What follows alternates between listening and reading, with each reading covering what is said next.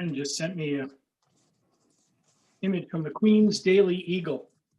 It says, Queens man impeached again.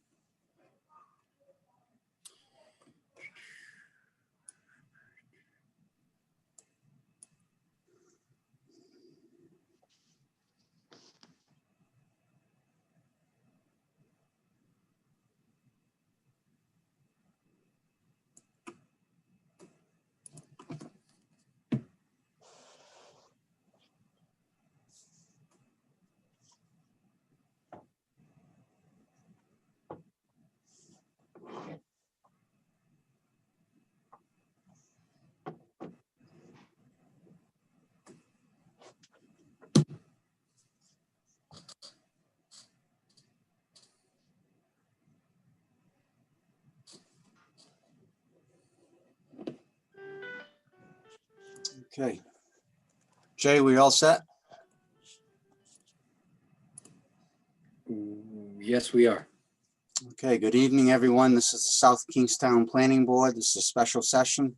The date is Thursday, January 14th, 2021. Time is 7 o'clock. First item of business is roll call. Pam, can you take care of that, please? Very good. Joe Murphy, Yeah. Steve Tomasi, Here. Paul Jordan, Here. Maria Mack, Here. Susan Axelrod. Here. Are you guys hearing an echo? No. Okay. And Pam Rubinoff. Okay, thank you, Pam. All right, we have no items on our consent agenda, so we'll move to our continuation of the public hearing for preliminary plan major subdivision comprehensive permit for the village at Curtis Corner. Proposed subdivision for one existing parcel for 24 lots containing 32 dwellings. Before we start with you, Mr. Kenyon, I just would like Amy Gomes to make a comment regarding the memorandum that staff sent out. Sure thing. This is Amy Goins, legal counsel. The board and the applicant's counsel recently received a memo authored by Peter Squires, who was with you at the last meeting in my absence. The memo was dated December 3rd, but I think circulated to you this week. It answers two questions that the board raised at the last meeting. The first question being whether at the preliminary plan stage, the board can require the applicant to locate some of the LMI units in the single family homes as opposed to the LMI units all being in duplexes as they're currently proposed and as was approved at the master plan stage. And the short answer to that question is no. The second question was whether the LMI Housing Act, which is the state law governing comprehensive permit applications, requires that the individual LMI units be compatible in scale and architecture to other market rate duplex units, or whether the duplexes as a whole must be compatible in scale and architecture to the single family homes. And the short answer to that question is that the LMI units must be compatible with the market rate duplex units and the market rate single family homes. So I'm not going to read the memo, of course, but I just want to review briefly. The first question deals with what is considered vested at the master plan stage. And the simple answer to that question is for a project that includes LMI units, the density, the overall design, the mix of units, the number of LMI units versus market rate units, and the location of each type of unit. So at this point, we can't go back and revisit that because they are vested at that master plan stage. It's a required finding that the board had to and did make at the master plan stage. You know, I think what led to maybe some of the confusion was if you review the memo,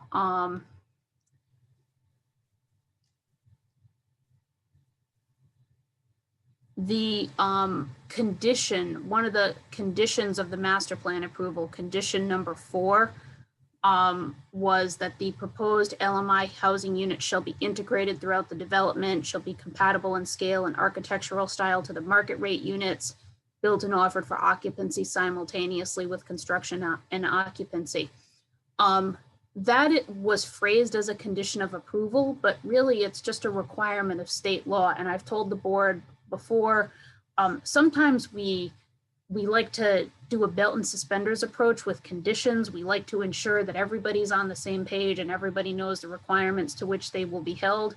I think this maybe caused some confusion because the board questioned, well, doesn't this give us an opportunity to revisit that the unit mix and the location of the units and the duplexes versus the market rate?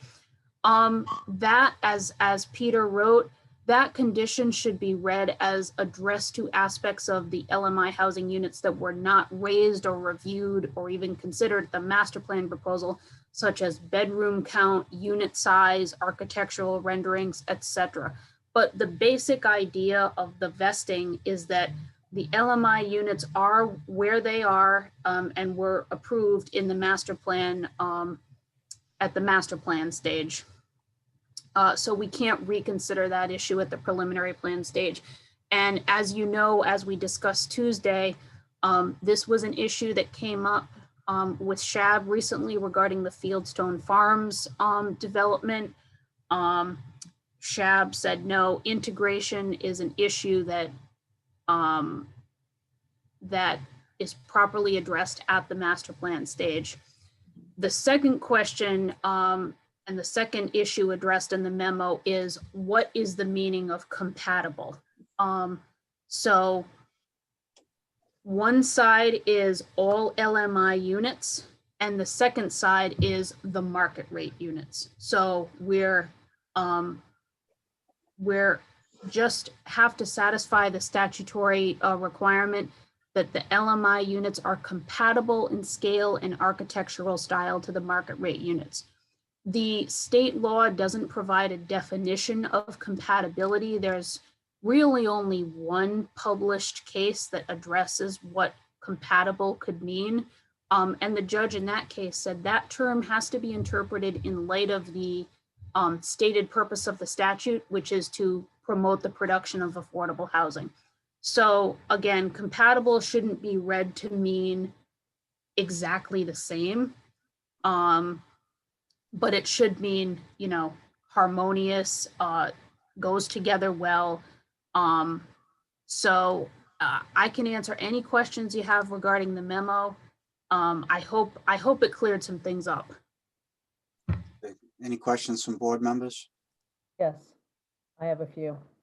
And some of my questions relate to how this memo affects every application that we might look at.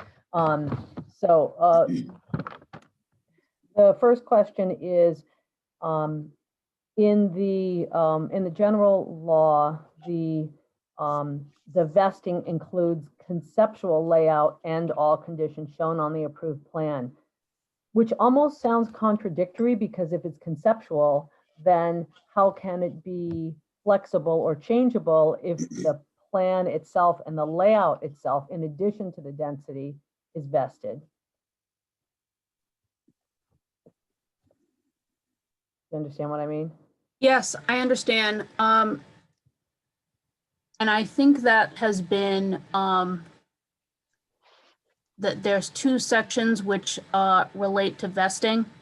And one is that definition that you just read. And the other, which I'm trying to find here in the statute.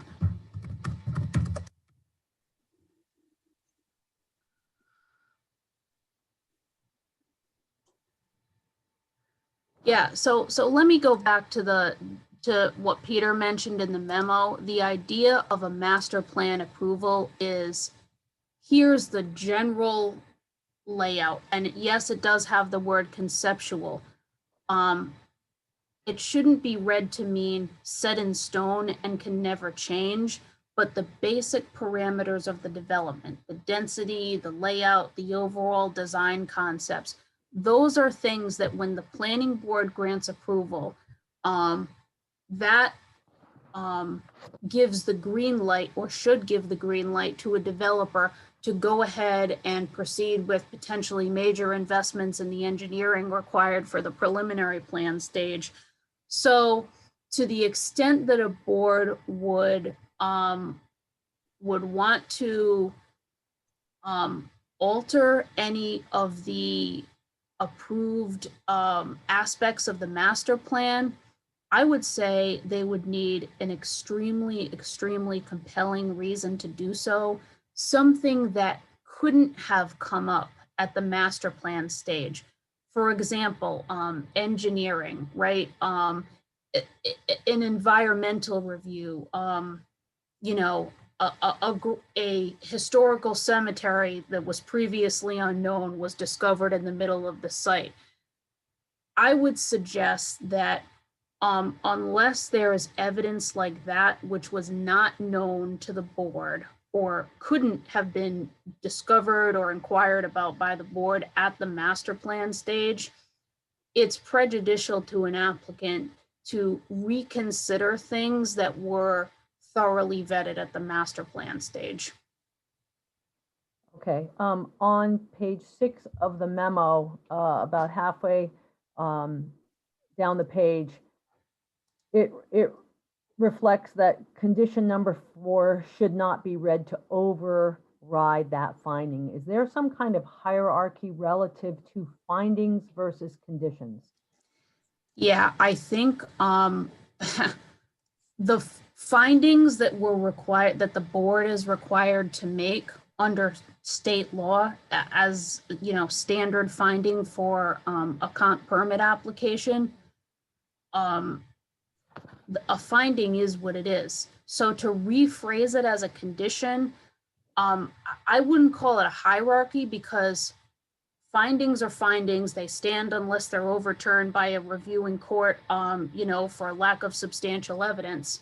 A condition must be complied with, but when you rephrase a finding as a condition, it does create confusion. And we're going to be looking at that in future written decisions for comprehensive permits, that's for sure, and for other applications, because I don't want to see it create the kind of confusion that it's created.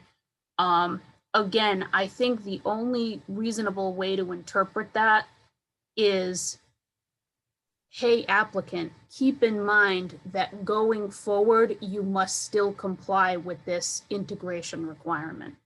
I think it's more of a, it's more of a put everyone on notice that this still applies going forward. In other words, if plans submitted at the subsequent review stage somehow, because we know it's typical to see slight tweaks from master to preliminary. I think it was included as a condition so that the applicant is on notice. Any changes you make to the plans for the subsequent stage can't, you know, must comply with this statutory requirement. Okay. That's how I would interpret it. Okay, thanks. My last question, I was trying to think of some kind of analogy, and one of the things that came to mind was if we were to compare what the goal of the LOMOD Act is and the integration of LOMOD units into subdivisions, and you compared it to Brown versus Board of Education, but based on income rather than race. And you had Group A and Group B, and Group A and B both go to the same school or subdivision, but once they are in that school or subdivision, A and B are in separate classrooms. And in this case, A and B are in different units or not equally integrated throughout the site. Is there any, I'm blown away by the creativity of that comparison. I'm gonna have to reflect on it, and I know that'll be a topic I bring up to Andy. So kudos for that. But yeah, I would say, right, the overriding goal of the statute is increase the production of affordable housing. That's why the statute was passed.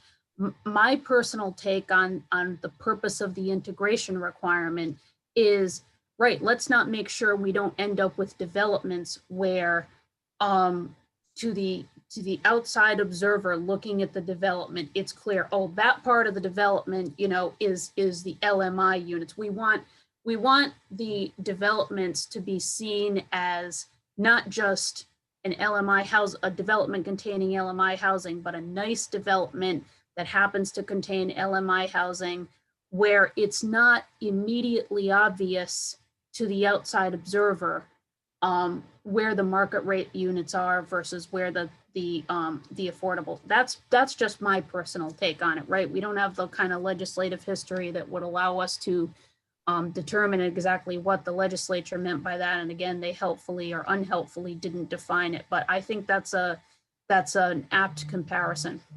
thanks. Any other questions from board members? Okay. Mr. Kenyon, the floor is yours. Thank you, Mr. Chairman. Once again, I'm John Kenyon, attorney for the applicant 5A Builders LLC. We're here tonight on a continuation of the preliminary plan public hearing from last month. Since that time, the applicant's been busy.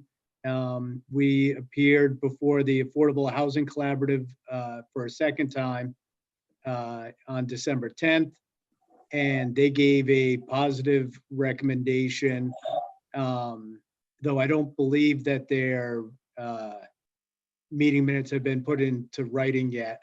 So I don't know if the board received anything from them, but one of the issues they did discuss was the LMI units in the duplexes and not in the single family residences, and they did not have a problem with that. They also discussed the difference in size between the LMI duplex units and the other units. And they didn't necessarily have an issue with the difference in size with the single family, but they did want them comparable in size to the duplex units.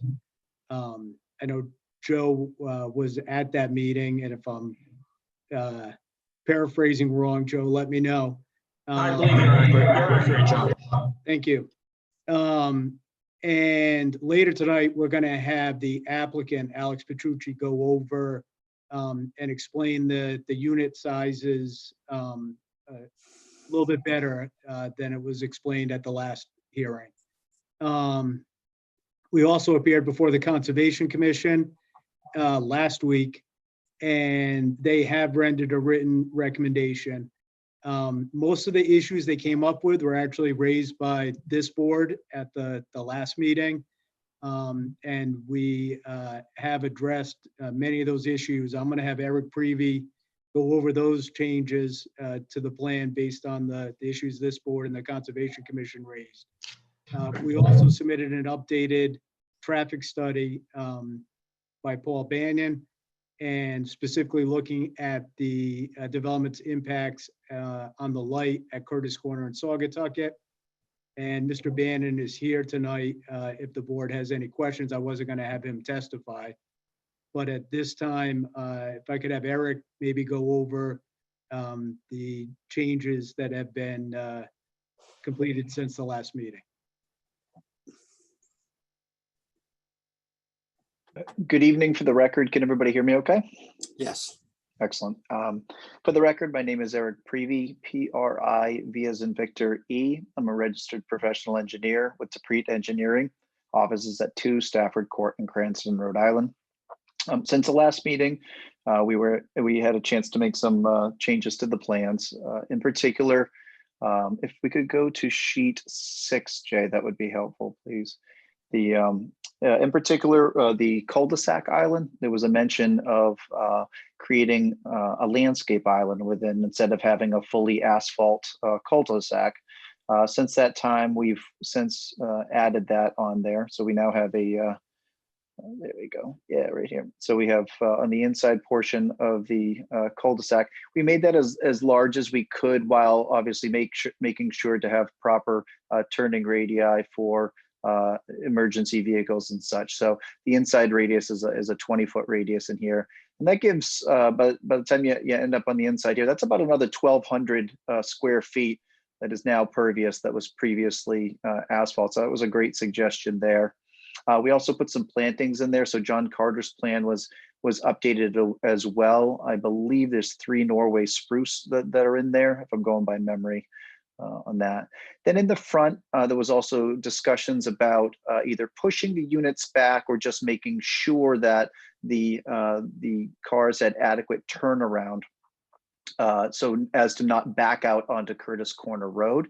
So we were able to do that. We actually have we have little turnaround areas right here. Whoops, so we have turnaround areas, and that's actually the same as what one of the existing units over here is today. If you look at the one of these other frontage lots that was done in phase 1 for the previous owner, that's actually exactly what what is done over here in this unit as well. The car comes in and then it has the ability to pull sideways, so parallel with the road, and then it can back up and go out with the front. So we did the same on this here. So able to turn in and pull and park parallel, and then they can turn around and go back out. So they don't have to be backing out onto Curtis Corner Road.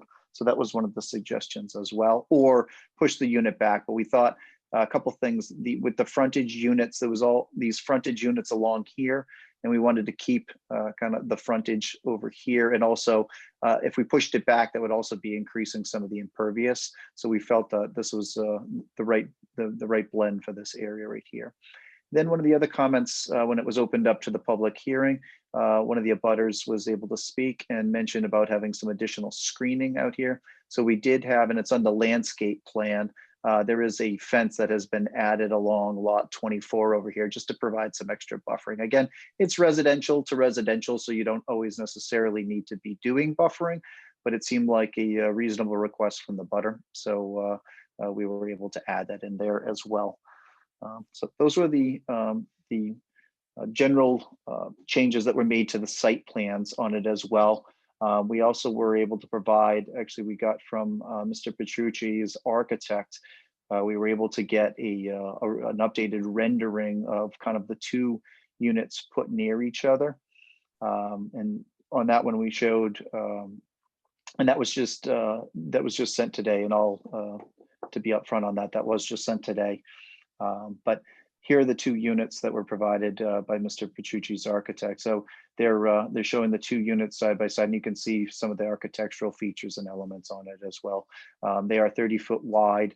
They are 30 feet wide. So 1 second, there we go. So the single family unit would look like this here. And then the duplex unit, it does go a little bit, it's more like a shotgun style. So it has the market rate unit that's located in the front, and then the LMI, the low affordable unit, would have a side entry here as well and be able to come in as well. So we wanted to show those. I know there was some discussion at the last meeting. There was some discussion on possible 2-story for the duplex versus the single family wasn't a 2-story. So we thought this would paint the picture for looking at, and you can see the village feel of what he's looking at for roof lines on here and some of the textures and stuff. Again, we know that we're not here for architectural review. This is a subdivision. It's not within the Route 1. We're not here for architectural review. These are provided to be able to show the integration and how they're incorporated directly into the neighborhood. So this is an example of what Mr. Petrucci's vision is for this development, and trying to hold with some, as I mentioned, some of the roof lines and the feel for the village that he really wants to create. A front porch on here, and such. It has, you can see, a 1-car garage on both the duplex and the single family unit. So that was also provided since that time. So those are kind of the high level items that we had integrated since the last discussion, and a lot of that had to do from the comments at the last meeting. So Eric, the Conservation Commission had requested a fencing rather than bollards along Yes. the open space. Can you explain why would prefer the bollards to a solid fence? So actually, not even bollards. We were actually thinking that we could get really nice looking placards, like brass placards, and put them on the tree line along the back. Actually, what we didn't want to do with the fencing is, even though that is the 50-foot perimeter of a wetland, there still is the ability for the owners to use that as passive recreation. So they cannot be cutting trees in it. They cannot be dumping, lawn clippings in it and all of that. But they do have the ability still to use it. A 50-foot buffer is still a usable area for people to be able to use for passive recreation. So we didn't want to create anything impeding that area. At the same point, we felt that we could maybe put some really nice looking placards. I don't know if the town has. I don't know that I've seen it on any other developments recently, and very well could have been. But installing them right along the trees, right at eye level. Putting brass placards on prominent trees right along that whole border, and that would be able to signify, conservation area, no cut, or along those lines. And we thought that would be a much more effective use. We've seen in several developments with, with not how the bounds, how don't seem to be any more effective being a bound out there. It seems like lawn tractors happen to hit them at times and such. So anyway, that was what we had requested for this, for those along there as well. Okay, any questions for Eric from board members?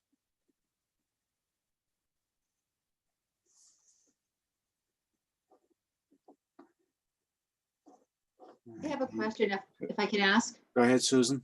Hi, Eric, this is Susan. Hi, Susan. Hey, so at the end of the cul-de-sac, the trees you're putting in the cul-de-sac, is that space depressed below the pavement line to catch stormwater, or is it raised up higher than the pavement? Do you know what I'm talking about? Hold on, let me just look so I can make sure that so we're talking about the end of the cul-de-sac. The area, could you try to be a little more specific? Is it between certain lots? Just so I can make sure that I'm understanding your question. I apologize. Where you're planting your 3 new Norway spruce. Oh, okay, yep. Okay. Is that down below the pavement line to catch runoff and rainwater, or is that raised up to be more of a It's decorative? raised. No, we had it as raised to be decorative, and we had it raised also just to keep the berm along the inside as well. So we have a berm on the outside, Cape Cod berm along the outside. We also had a berm on the inside, and that's actually shown on. You can see it on the plan and profile. So it's got the typical berm, a 4-inch, jump up into the island in there. So it is not depressed. Okay, thank you.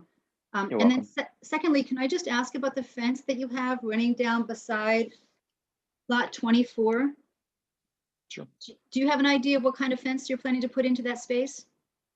I'm not sure, to be honest with you. We know it would be solid. We're talking solid, opaque, right, to make it a true screen. So I don't know that the details of the materials are.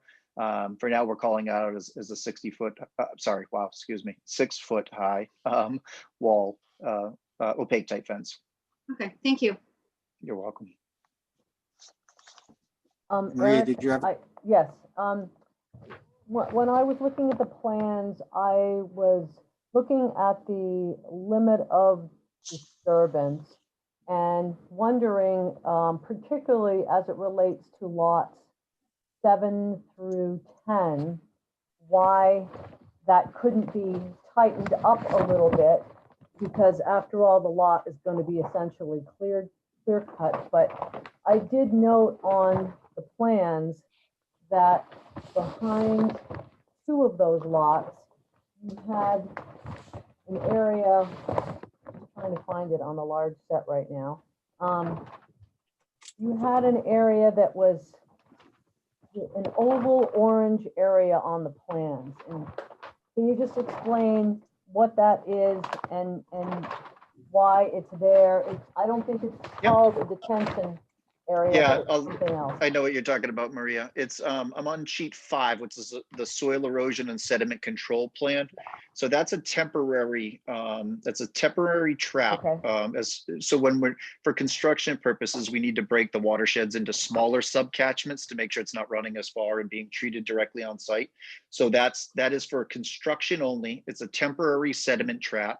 And we have the calculations DEM requires to have what area up gradient goes to it. So that is sized to be able to handle the area that's up gradient from that, to make sure that there's no sediments going out into the wetland. So we have swales that direct it. You can see this is all for construction only. So the long term after the construction's done is there will not be a sediment trap there. It'll be regraded and it'll be loamed and seeded and then restabilized in that area. So it's just temporary for construction purposes. No permanent basin back there.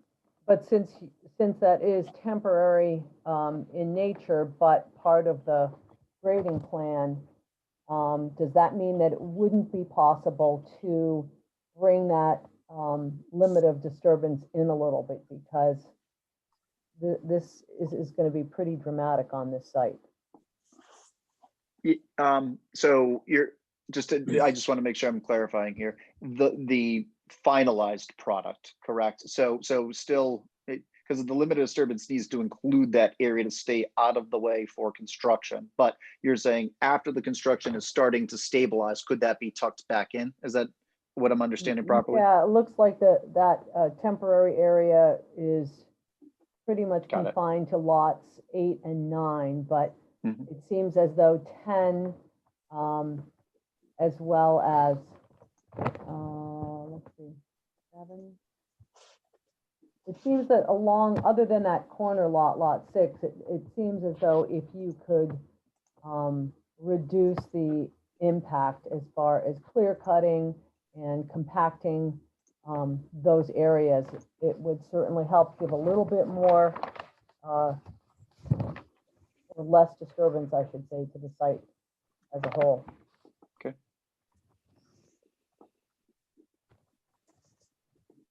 Any other questions from board members?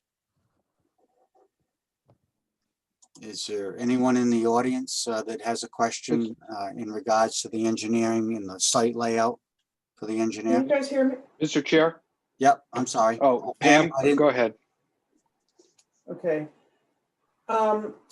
I'm just curious about Eric's comment regarding the impervious and the Conservation Commission, who said that they were concerned about, once again, the width of the driveways. Can you respond about that? With Sure. regards to also DEM's recommendation in the LID checklist about 9-inch wide? No, I'm sorry, 9 feet. So yeah, we were trying to find the blend of, hold on a second. Jay, could you give me the pointer back, please, when you have a minute? Thank you.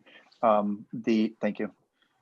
So the areas that we have it in particular, I mean, I'll kind of go down the line a little bit. Lot 1, leaving room for 2 parking spaces wide with, obviously tapering it to come at the actual curb cut, but then making room for 2 wide for cars. Similar for lot 2, similar for lot 3. Lot 4 was one of the duplex units, so we had to have room for 4 cars there to be able to go. So that's why that area is a little bit wider there. But then again, we tapered it in this area as it comes around the corner. Similar for 5, that also has a landing area for 4 cars there. Same for 6, 7, maybe could be slightly thinned up. I mean, I think we're kind of just looking at minutia things, but yeah, could it be a little bit maybe? Yeah, maybe a little bit for number 7. 8, I think we were leaving some flexibility in case that could be flipped as one of the duplex units, for instance. But yeah, we were looking at that balance of trying to make the least amount of impervious at the same point with at the same point also trying to have functionality of some parking area as well. So trying to kind of go around the bend here. Each of these, you can see it tapers on lot 13 there. We have it tapered pretty narrow, 12. So we don't feel like we were we were trying to keep it to the minimum as well. I mean, that's asphalt costs a lot of money as well, as opposed to loaming and seeding. So It's not in our benefit to be putting excessive amounts of asphalt out there either.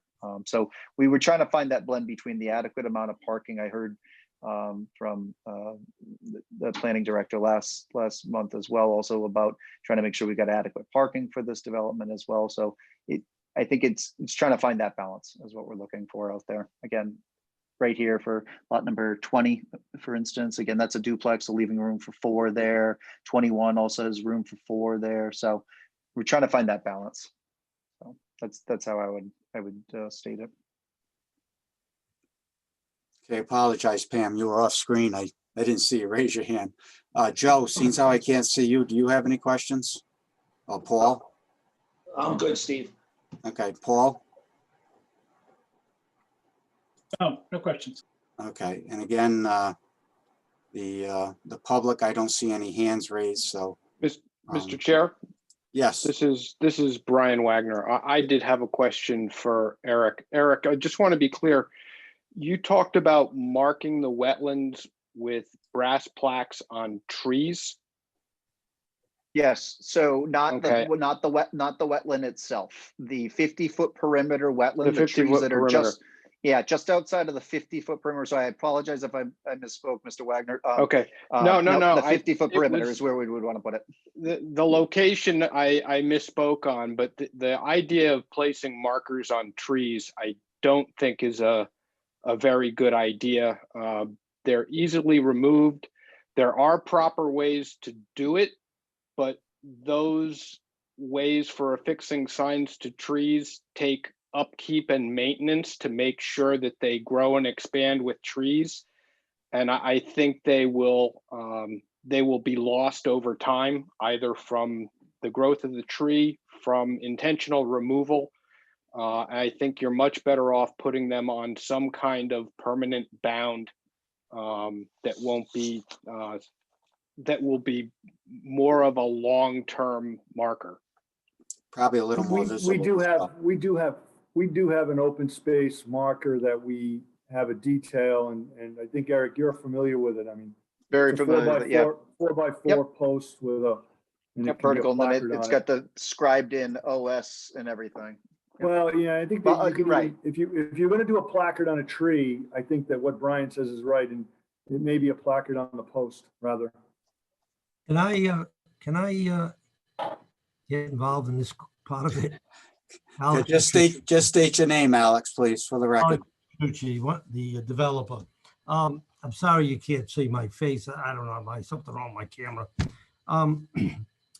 The reason why I brought this up about the trees is because what I've been noticing in another subdivision, just by experience, that we go out and we put these wooden 4x4s pressure treated in the ground. I've found them moved. I've seen people pick them up and slide them further in to get more land.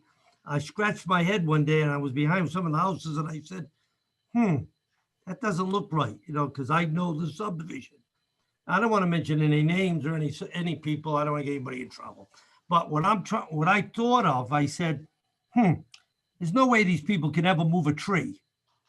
So what I'm thinking is if there was a way, and that was just an idea that I had with a plaque.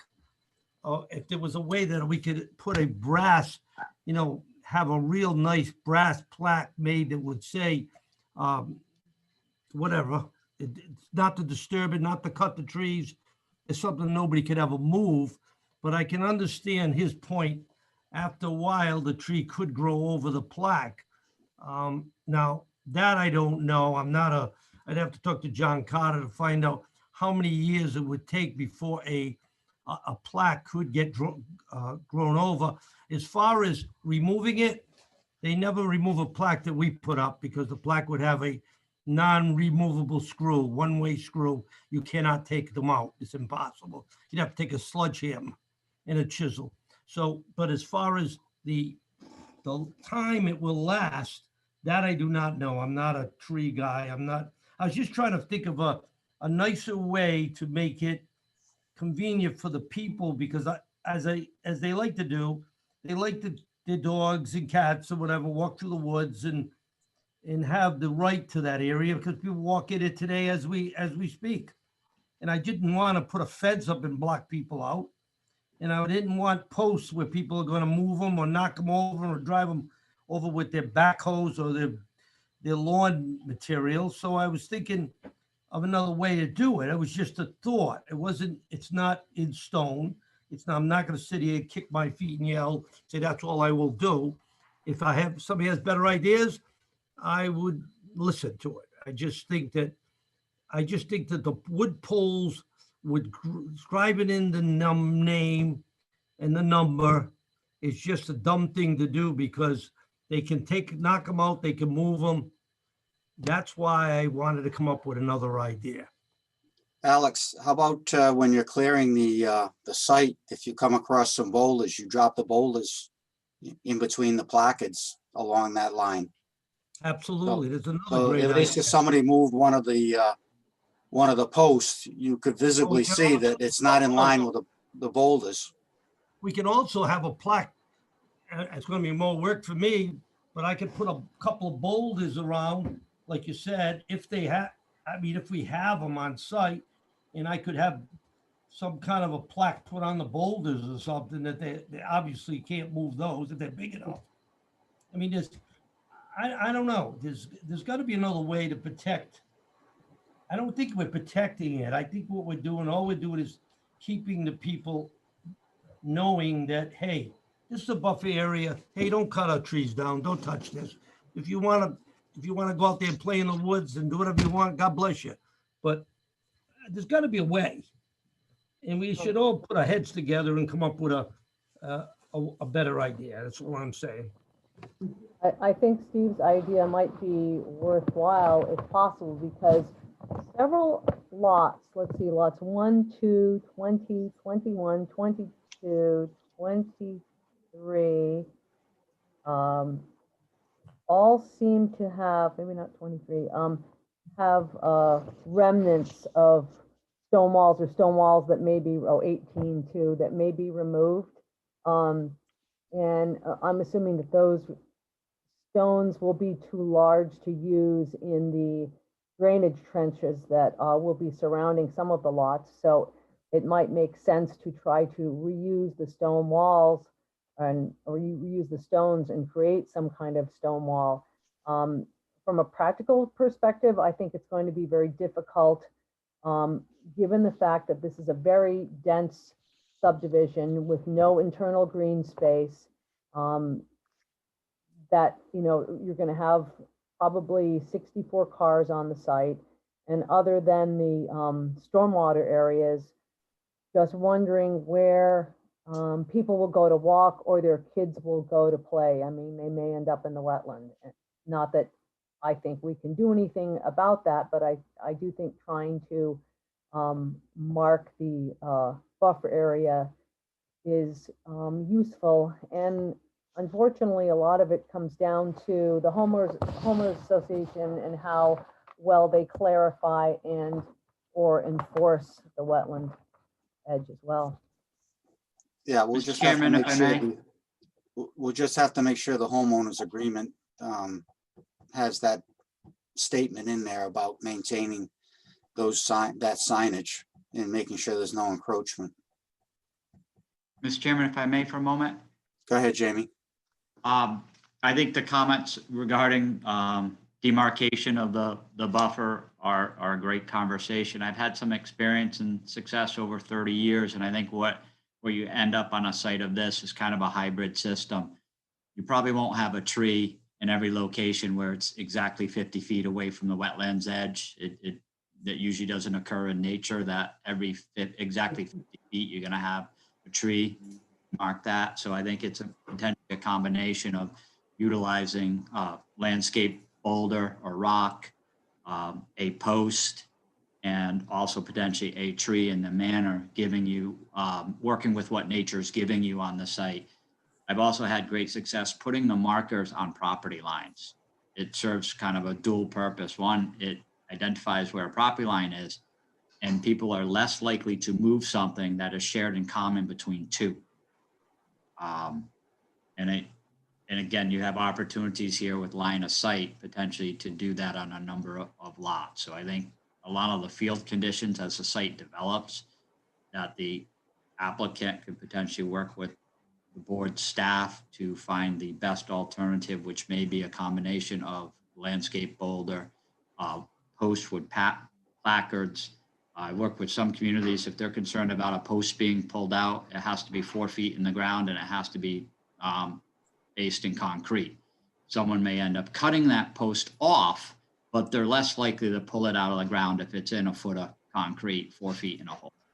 So there are, and I think there are also aesthetic options to Mr. Bertucci's comment about trying to develop something nice that's attractive versus just a pressure treated post sticking out of the ground. And again, I've had placards demarked in the field for over 30 years that have survived. I was actually on a site 2 weekends ago where we were able to replicate a conservation easement buffer zone based on placards that were placed almost 30 years ago. I like your idea on the property line, Jamie, because usually a lot of the encroachment comes when homeowners mowing their lawns, and they tend to push it back a little more and a little more, and so that's where it starts, and then they usually don't stop till they get to the woods. So yeah. You almost have to have collusion between two property owners to move a marker. Yeah. Jamie, May I ask a question? I've had my hand up here for about 5 minutes. I'm sorry, Paul, you're off the screen, and that's why. So just speak up when you're ready. Okay. I'm going to just express my preference right now for a fence. And I say that for a couple of reasons.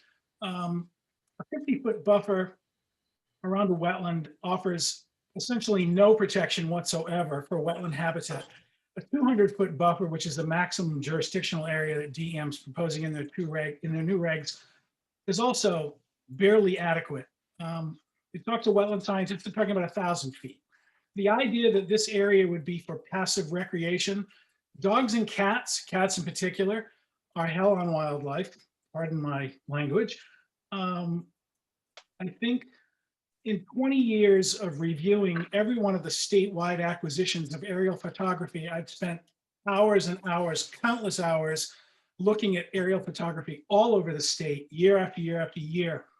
And if there's any opportunity to push back this line, people will push it back. Boulders, posts won't do it unless the homeowners association is extremely vigilant. And again, in my experience, looking around the state, no one is in these situations. I just don't see anything but a fence working. Now, if people dump their leaves and their hedge clippings and their grass clippings over the fence, that's not necessarily a bad thing. It's actually a benefit. But I don't see anything here. I mean, if this were open space, not abutting a wetland, I would say, yeah, absolutely. Boulders, posts, whatever. It's a passive recreational area. People can walk through the woods, but not here. And rent. can you guys still hear me? Yes, we can, Alex. Okay, excuse me for a minute. We got 1, 2, 3, 4, 5, 6, 7. There's 8 lots that basically we're talking about in the subdivision. And that's lot number 6 through 13. It's not the whole subdivision. Jamie's idea, I would go along with very much. I think Jamie's idea is extremely a great idea. If I put those markers on property lines, and I'm looking at the property lines because that way Harry will squeal on Peter or Peter will squeal on Harry if anybody touches them. And I think that would be a good idea. I am totally disagreeing against fencing. I do not want fencing. And I just want to back you guys up for a minute. For over a year ago, I introduced this subdivision under one reason the subdivision came to be was because I realized at 73 years old that the young people in our town have to move out. And that's why I came up with this project. This project has been a lot more work as far as the engineering, more money to Mr. DePreet engineer, Mr. DePreet company, than a regular standard subdivision with $700,000-800,000 homes. The whole idea of this project was to be able to build this project and be able to let affordable people, market rate affordables on top of the rental affordables, have some place to stay in our town. This is one of the main reasons. So when we start talking about, okay, put an island in the front of in the middle of the cul-de-sac, yeah, I thought that was a good idea. It's not a big expense. It's not going to be a burden on the homeowners. A fence between a gentleman down there that has a new house. I sold him a new house. The gentleman sold him a new house. I have a house next door, and he's got a fence, and he has I was speaking to the gentleman myself. I happened to stop by there. He's got a grandmother living in the downstairs. You know, they wanted a little more privacy, and I could understand that. You know, 6-foot fence running 100 feet isn't going to kill anybody. The people to the right, I told them I would give them some kind of a fence, whatever they wanted, to try to protect their interest on their land and their protection from the retention pond. But back to what I was saying in the beginning, the way I have this set up is I'm hoping that this project will start construction in the early spring. So it won't run into a lot of extra money, because you know as well as I do, we're all human. We all understand if this thing costs $1, the dollar gets passed on to the housing. If it costs $1.25, it gets passed on to the housing. So the inexpensive way I can do it, by doing it in a nice way, is the best way to go with this type of a project. And I just wanted you to all understand that the reason for this project in the beginning was because we were trying to build stuff that would keep some of the young people, or even the middle-aged people that could not afford these outrageous prices of homes in the area. I mean, it's ludicrous. My daughter herself, and I don't consider myself a poor person, and my own daughter is having a difficult time moving into South Kingston and Narragansett, which my wife, we have an autistic child, and my wife would love to have my older daughter live closer to help us with our child. And we're having a tough time finding a place for them.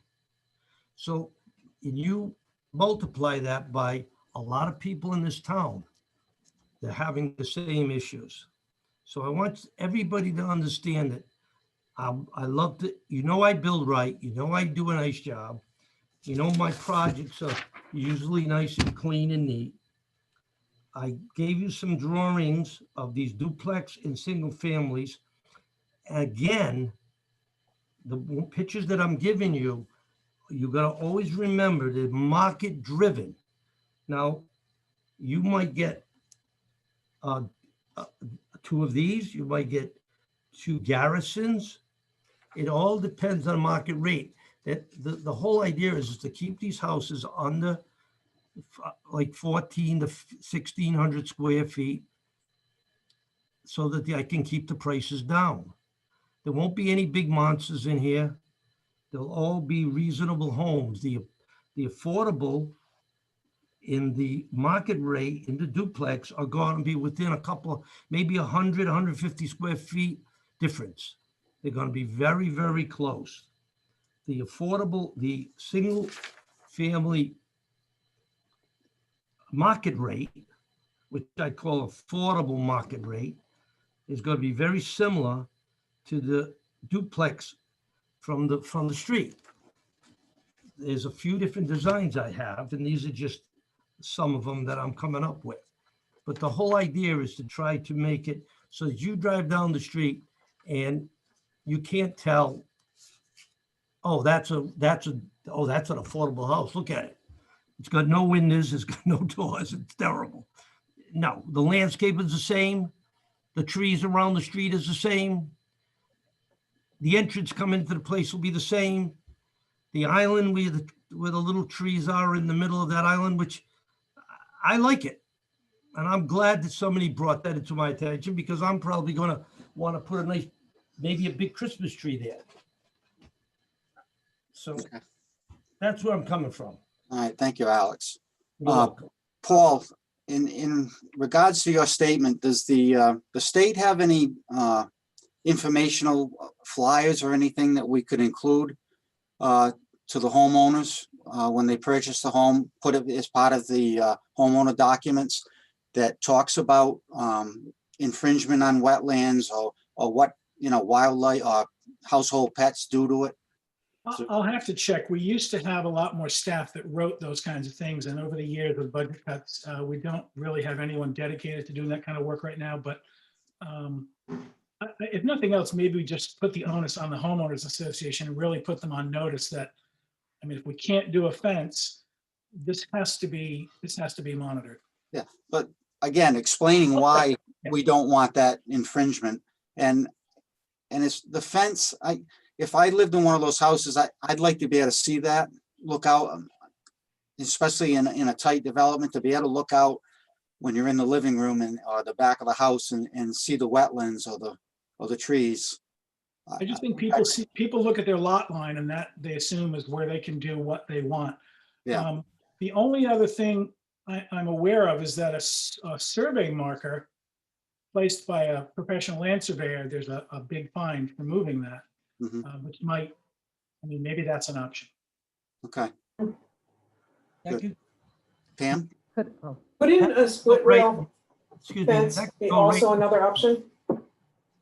That's I'm sorry. that kind of could fence. go right into the documentation of the subdivision. I could enter something like that there would be a fine if they would touch or moved any of those bounds after I install them. That could probably fit right in. John, is that correct? Can that be done, John? That can be done. We had a similar issue come up with a subdivision in Charlestown that had a large amount of open space and similar wetlands. And we put in language in the documents that were acceptable to that board. So we could run that by the planning staff. Alex, did you hear Pam suggesting or maybe a split rail fence? Split rail fence. I heard it, but I'm very against fencing. Well, Even though it's not that much, I just don't like it. Yeah. I could go along with that versus a stockade fence. But I could also, even though, and it's much less expensive than a stockade fence because you're talking about solid, larger split rail fence. Although it wouldn't prevent someone from hopping over it, it still would provide that visual barrier, yet you would be able to see the wetland, because I do share Paul's sentiment in that, trying to balance things and the need for affordable housing shouldn't necessarily override or outweigh state regulations that protect wildlife and wetland areas. I did have a question though, since I see John Carter is. Are we done with Eric before? Everybody done with the engineering and the site layout before we go on to the landscaping? Susan? Sorry.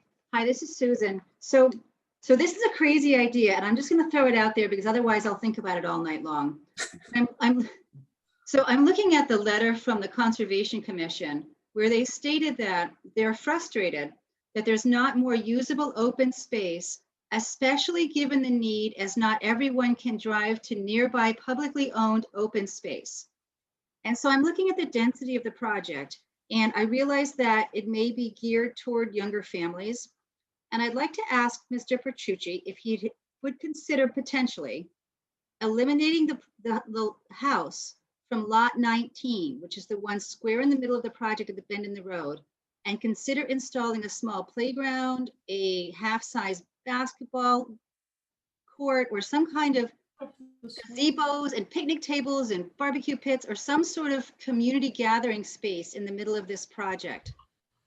Susan, as Amy explained earlier, they have master plan approval, Mhm. and taking away a buildable lot, especially in a LMI situation, is putting undue burden on the developer. Okay. Who's trying to promote LMI housing. So I don't really think that's on the table. Amy, again, what she said with master plan approval for so many lots, it'd be a taking and Well, right. appealable. This is Amy. We can ask whatever we want, but the developer has the right to proceed with the approved density. We can certainly make the request, but you know, at the end of the day, he's got the master plan approval in hand. Eric, a question to you as my engineer. I'm looking at the subdivision over here on my drawing. In the back side of the subdivision, could you bring up the subdivision again for me, please? Okay, thank you very much. In the back of lot 14, there's a pension pond.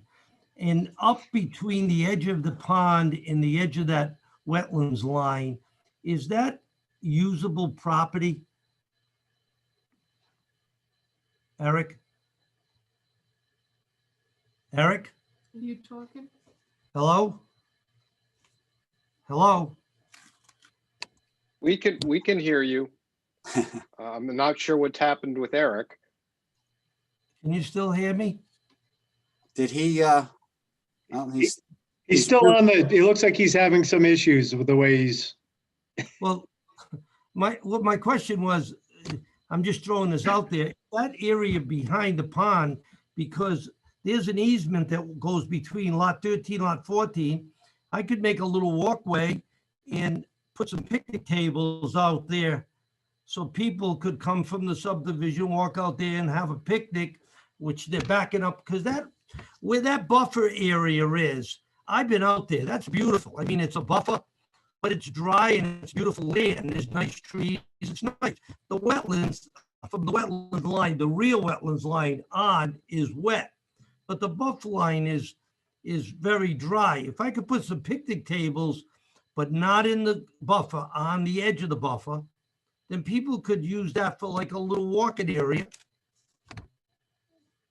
Okay, Is that I'm back. I possible? apologize. I apologize. As soon as the mouse click happened, I couldn't unmute anymore. No, so that area, can everybody hear me, by the way? yes, Yes. Okay, thanks. Yeah. Sorry about that.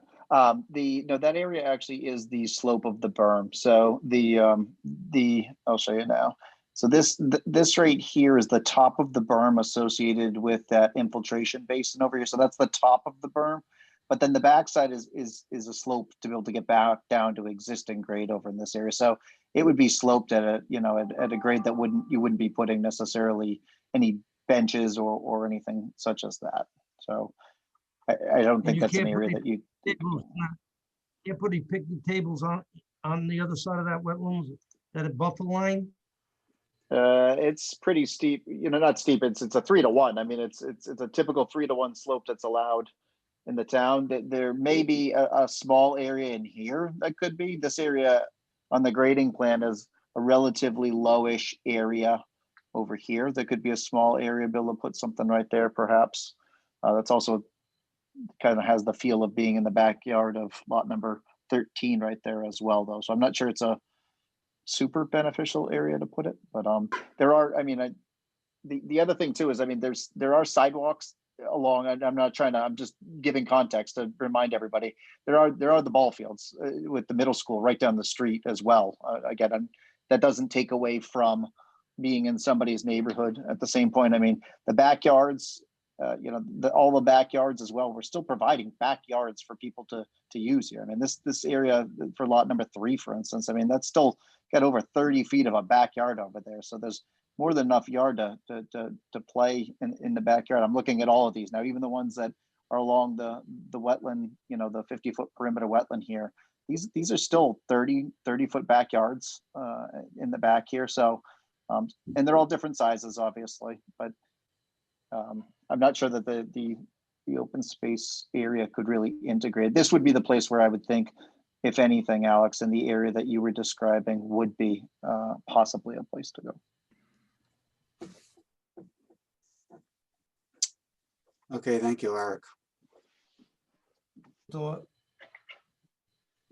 Did, but John? right, there is there's a sidewalk that we're putting into the project that's going to connect into the sidewalk on Curtis Corner Road. So it's all connected. Oh, and to the west of the middle school and all the fields. You have all the fields just to the west there with the middle school and all of the fields. That's one of the reasons why I picked this area for this type of subdivision, because it's so close to everything. People can walk, people can bicycle. I mean, it's just, it's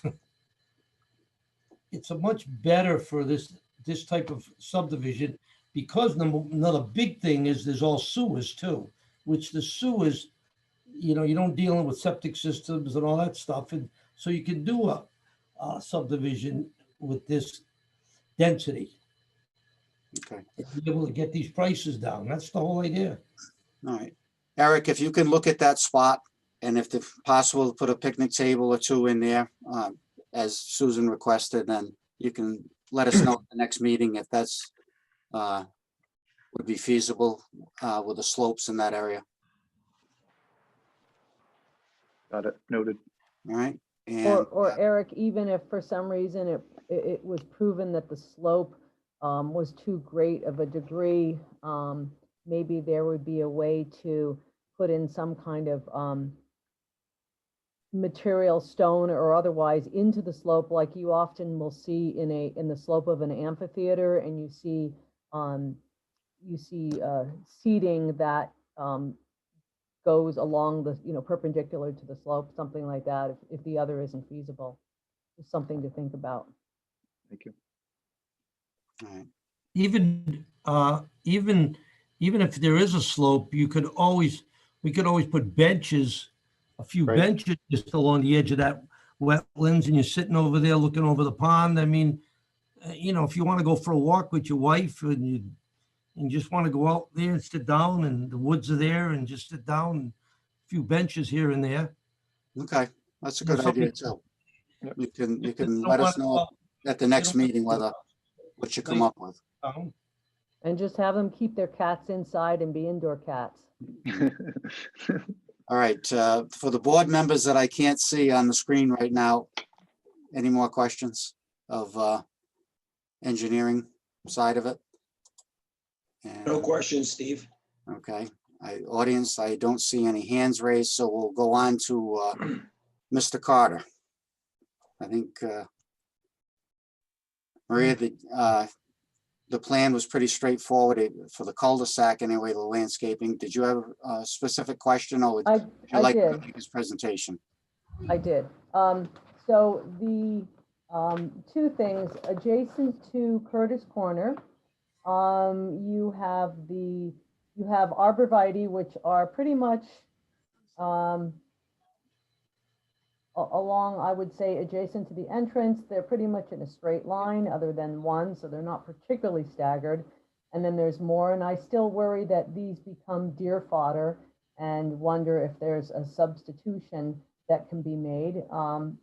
And given the fact that this is a fairly wet site, that's the one thing. The second thing is that at the driveway entrance, you have a couple of tulip trees, which are lovely and will become large with time, although they are deciduous. However, there is a comment in the traffic study about clearing of vegetation, and I'm not exactly sure where or how much. And is that basically because of the height? And if so, is there something lower that could be planted in that area? So perhaps you can just clarify that for us.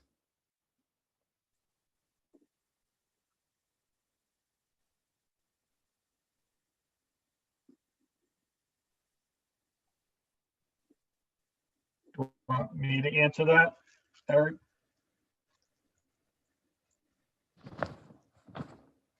I think she was asking John Carter to answer that, maybe? But I'm then not she sure. referenced the traffic. Because it's, yeah, it's two different. Yeah. Okay, traffic different sources. makes sense then, sure. Yeah, Maria, Paul Bannon, the reference was made to the existing conditions where the vegetation of the property is just overgrown to the back of sidewalk. So it's saying, that needs to be cleared out, and just by the construction, that's going to be done. So John is then replanting that, and he's setting things back substantially that won't impact sightlines. That's right. Can you Okay. hear me now? Yes, we Okay. can, John. Right, thank you. I apologize for that. I couldn't unmute. The other thing, Paul explained that, but the other thing, Maria, is that deciduous shade trees are really the best for sightline issues because typically the branching is, if it's an ADA tree, if it's a public sidewalk and you have to meet ADA requirements, the branching has to be at 6 feet, 7 inches, I believe. So those are usually the best. I mean, hopefully they get so big that they're that big, but if not, and the shrubs and lower plants actually cause more of a problem. So your question about the the arborvitae and suitable substitution. We wanted to do something, there's not a lot of space but we want to do something to provide a little screening between those houses and the road. And I think somebody across the street at the last meeting asked for that. If you go to the east a little bit to the detention pond that's in front of the, it's not on this plan, Eric. It's in front of the police station, or actually behind the police station. I did that landscape plan like, I don't know, long time ago, 30 years or something. And those arborvitae there were put there with the intention of hiding all that water treatment that's going on, the ponds back there and so forth. I mean, I'm like impressed by how those have flourished. I haven't seen deer on them. I look at them frequently and I'm surprised. The Thuya plicata green giant, which is a cultivar, it's a little narrower. It's sold in the trade as being deer proof. I would not ever state that, but I have Neither would I. I've seen the deer bypass them. The challenge of what is an evergreen that they won't eat. I mean, you and I have had this conversation. I'm open all the time. But these are just hardy. They grow quickly. They're dense. And, given the activity with the homes there and the cars and the people, they may stay away from them. How about the idea of staggered white spruce with an appropriate native shrub underplanted? I mean, try that. They just would get a lot bigger. And you look at It's gonna take a while. It would. Mr. Chairman, if I may, I think, Maria, what you're attempting to articulate is potentially that this type of tree serves a purpose when it's screening a dumpster or an enclosure. But to put it, in essence, almost as a street tree, bedding in a residential manner along a street corridor, I think, Mr. Carter, what Maria's asking is there something more native or natural in appearance that serves a similar screening purpose? And maybe it's not a white pine or white spruce, but there are alternatives that may give it more of a natural setting, given the residential nature versus trying to screen a dumpster enclosure from a residential impact. And again, I trust your talents, Mr. Carter, to come up with an alternative. Maria, A combination of some slight mounding with something smaller on top, or again, something larger with some understory. Yeah, I just want to just respectfully disagree with the characterization. These plants are surrounding a dumpster enclosure. This is a residential development fronting on the street. just like across the street and to the north and to the east and to the west. These plants are very soft. They're pyramidal. They're hardy. They offer some deer resistance. And I think they would do a good job in this case. Just as I pointed out, if you go 400 or 500 feet to the east, you'll see them working very well there. I'm always open to somebody telling me what a deer-proof evergreen is, because in our area, that's a real challenge. White spruce, I wouldn't object. I think honestly that the areas between the driveways and the stone wall are not big enough for that. And these plants, the green giant cultivar tends to be a narrower grower than the straight Thuya plicata or the Western arborvitae. The spruce, the white spruce can, if they do well, can get big, 30, 40 feet across.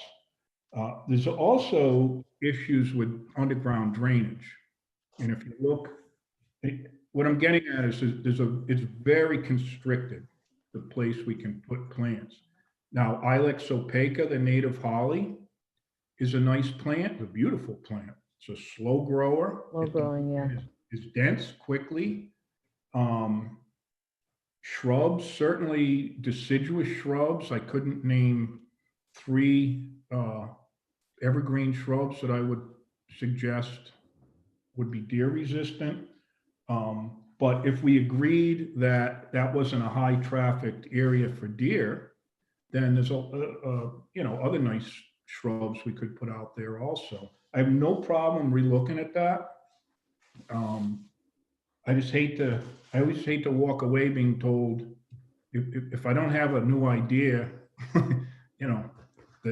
so I'm welcome if you want. I know Maria threw out white spruce. We could probably use them in some cases, but as I said, if you look on the plan, on my plan, you got to look rather closely because we lay the things out. Or you look on Eric's engineering plans, there's also underground drainage in those areas too, and we can't plant over them.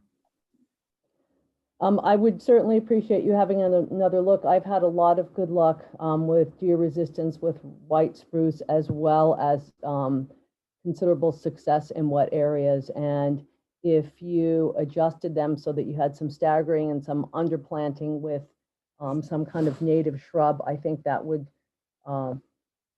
look better and probably function well. We'll do that.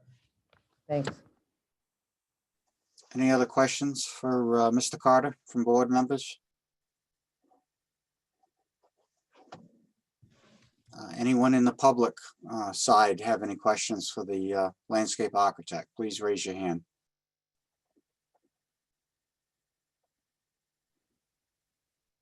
Okay, I don't see anybody's hand raised. Mr. Kenyon, did you want to have Mr. Paul Baniam just briefly summarize his report on the intersection signal? Sure, Paul, do you want to go over your report briefly and then answer any questions they might have? For the record again, Paul Bannon, Beta Group. We had previously testified regarding our original study that was submitted, prepared and submitted for the project. Based upon the scale of residential project relative to traffic, we didn't feel it was necessary to carry that volume to look at the signalized intersection with 108. The low volumes of traffic associated with a residential development of this size, we estimated during the AM peak we'd have 16 trips, and during the PM 21 total trips. That results in during the morning an estimated 9 vehicles going to and from that intersection, and in the PM 13. So that volume would have absolutely no impact on the operations of that intersection.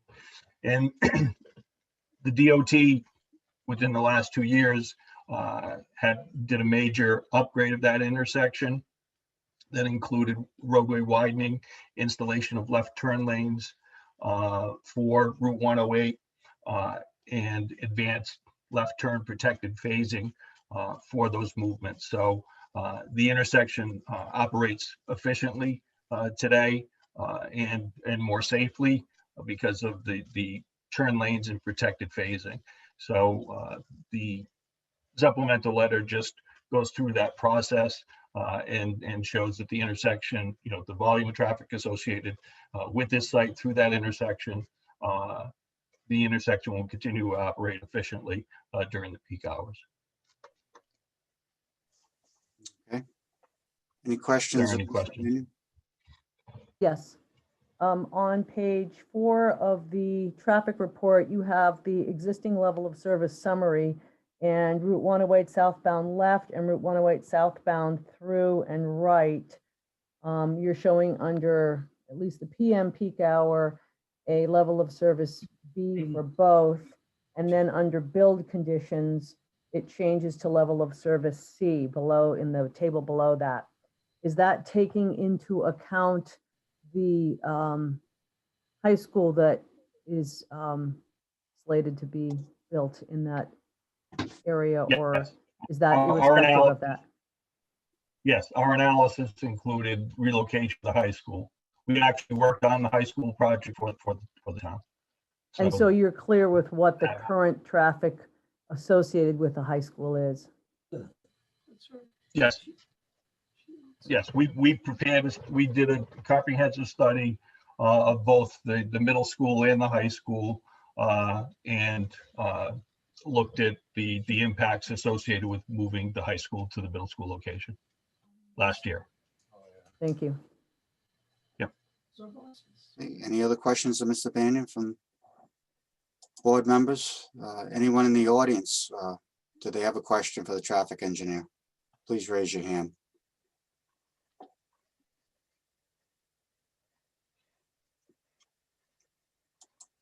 Okay, Mr. Kenyon. Thank you. Thank you, Mr. Chairman. I was going to end with Mr. Petrucci, but he kind of jumped in earlier. I was going to have him go over the units and their sizes and compatibility. If the board has any questions, he kind of explained it while he was talking about some of the other issues earlier. Anybody interested in hearing from Alex on the units? Yes, Steve, I'd like to have him go over it if Okay. possible. Alex, can you come back in? Hello? We can hear you, Alex. Hi. Okay. I'll run over the construction of the homes. As we all know, the object of the subdivision is to be able to make, again, affordable market rate homes. And by doing that, it was by cutting back on square footage. So basically, to give you a little bit of a background, many years ago, 30 years ago, 25 years ago, I moved into Narragansett, into the north end, and I brought in what we called a 2-bedroom raised ranch. It was 880 square feet. It had 2 bedrooms, a bathroom, kitchen, living room, dining area, living room. It was an affordable house. At that time, it was $29,900 or $39,900 or $49,900 back in those days. As a builder over the years, building 300 or 400 homes, I've always tried to reach the market of these people that can't afford these big fancy houses. And as the land prices keep rising, forces builders like me, and I'm just like the rest of them, to be able to build housing to cover the cost of the land. The land is what it dictates the cost of the houses. The houses cost money, but the land, with a lot, you have to buy in town. Of the cheapest lot you probably can find in town right now, sewer, water, and gas is over $150,000. You know, it's pretty hard to put in inexpensive homes. So by cutting the square footage, because I bought the land at a right reasonable number, I can probably be able to build some of these homes that we need in this town, in which I call affordable, market rate affordables. And let's say the market rate affordables around 1,400 to 1,500 square feet, which would give you 2 bedrooms, bath and a half, kitchen, living room, dining room. The duplex with the affordable would be similar, the same size, the front one. The back one would probably be 100 square feet less. They'll all have 2 bedrooms. Now, again, like I said before, it's market driven. If I get a couple that comes to me and says, "Oh, I love your house, but I need 3 bedrooms. We've got 3 children. Or we got 2 children and we want 3 bedrooms." Well, then I could probably adjust the house to, you know, maybe pick up one of the eaves, or have my architect look at it and figure out how to make another bedroom. What I'm trying to get to is that these will never be 2,000, 2,300 square foot houses. It's never going to happen. It's not in the plan. It's not in the marketing. And it's not at all in my idea, which I introduced from the beginning. Now, as you look at these 2 houses that I just brought you for an idea, as you look from the street, they look almost identical. One's a duplex, one's a market rate. Now, I've got other plans that I'm going to probably come up with later on as I go along with this, with houses that are similar. The whole idea is to try to keep maybe like I don't know how to, Hilton Head, for instance. I went to a subdivision in Hilton Head, and I noticed that the houses all had something similar. Like they did all the roof in the same colors. The roof shingles were all the same color. The shutters were all matching, and it was a village. I'm trying to create something like that. That's what I'm heading to. I'm almost positive, and of course I've got my architects looking at it, and I had John Carter helping me with the landscaping. I want this to come out looking like a very affordable village, but nicely, not done square box cheaply. The right overhangs on the houses, the right kind of garage doors, and the little country porches in the front gives you that New England feeling. The X's in the windows, little squares in some of the front windows where they don't show on this one. One house might have it, one house might not have it. So that's how you make it a little bit different, but they're similarly the same. You can't drive down that street and say, when I'm done, that's an affordable. If you drive down Michaela Court, you cannot tell me which one the affordable ones were. That's my plan. Okay. Any questions of Mr. Petrucci? Steve, this is Joe. Alex, can you go over again the size of the single family and then the size of the duplex market and then the size of the duplex affordable. I heard 1,400 square feet. I heard maybe 100 square feet less for the affordable. Can you quantify each of those? The single family, the market rate of duplex, and the affordable duplex. Can you quantify those three sizes? Well, again, like I told you earlier, I can tell you what I'm planning, but again, it's market driven. If basically, when you build a duplex is usually standard, 2 bedrooms in the front, 2 bedrooms in the back. Roughly somewhere between 12 to 1,400 square feet, both units. One unit might be 100 less, one unit might be 100 more. It depends on the way it lays out. So the duplex is between 1,200 and 1,400 square feet Per side. per unit, right? Oh, yeah. Where the single family will probably be similar in size. But And now, the like I said before, that particular house, they want 3 bedrooms. So I got to put a dormer on the backside of this house, and it might go from 1,400 to 1,600 square feet. You follow me? But the looks are going to be so similar that you could never tell from the street what they are, because it's the way you do it with roofs and designs.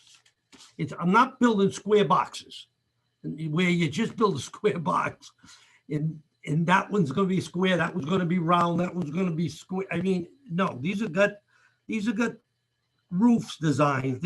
It's to dress them up. The whole, like you see the little porch. I don't know if you notice. If you look at this particular house, this house has got like a little country porch roof over the porch with a couple of poles. It's not big, but it gives it a little more flavor than just a plain front. Alex, I think what Joe is trying to get to is that the single family units for let's say the average size are going to be comparable to your duplex. So like you said, you're not going to end up having all these 1,600 square foot single family homes and have 1,200 foot duplexes. I think that's what he's trying to quantify. Well, it is, Steve, and I mean, I think we missed an opportunity earlier at the master stage, and that is, I accept that. But we have a requirement to find that they're compatible in the scale and the architectural. And I don't feel really comfortable with, well, it's about this size, but if the market drives it, I may take a little away from that and put it on this one because that's what the market is. I think we have to as a board, we have to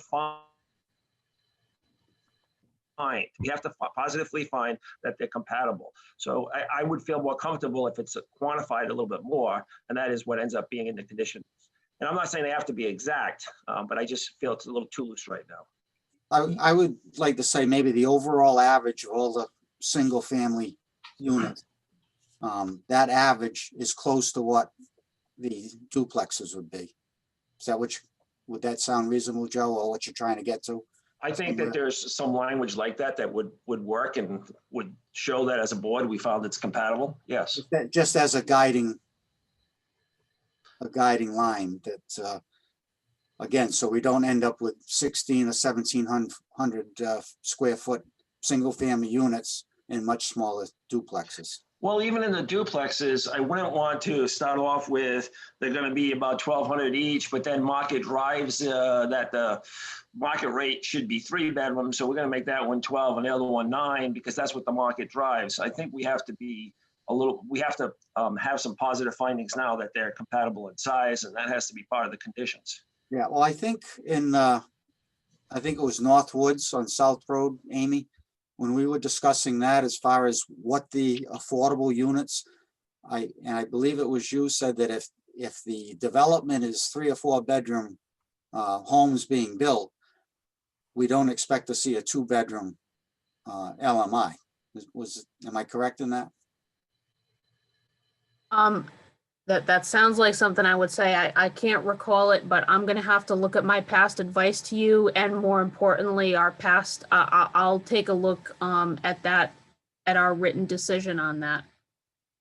But again, I and it think- goes back to the law that they have to be comparable in size. Again, not the same size, but I think the statement was made that if you're building 3 or 4 bedroom homes for the market rate, you have to offer some of that or something very close to it in an LMI. And I think, again, that's what Joe is kind of driving at. Right. And I think that needs to be identified at this point now. Yeah, because again, we don't want to find out at the end that we have 3 or 4 bedroom houses and 2 bedroom LMIs. And I would think that would have to be within the phasing as well. So as opposed to the over, It's proposed as one phase. okay, thank you. The way the law that I have been living by, in which I was explained, that let's take the duplex out of the picture for a minute. If these were affordable housing, and I didn't build duplexes, and I built single family affordable house there in a market rate next to it, I was always under the impression that they had to be similar from the outside of the house, not on the inside of the property. If you go to Snug Harbor, where Fiore built those $6, $7, $8 million homes, and you look at the affordable houses, those houses are nowhere near as big as those other houses are. So, and on top of that, when you build a duplex and you build a single family, if this single family 1,600 square feet, just say it, this duplex is roughly 2,200 to 2,400 square feet. So from the street, the duplex is still going to look a little bit bigger. Where they were so concerned about people making the affordables look smaller. Well, in this case, they're not going to look smaller. Matter of fact, from the street on the shotgun setups, they're going to look almost identical. So where are we coming from? Are we worried about sizes? Are we worried about making the builder more expensive? What is the object of worrying about if it's 2 bedroom or 3 bedroom units?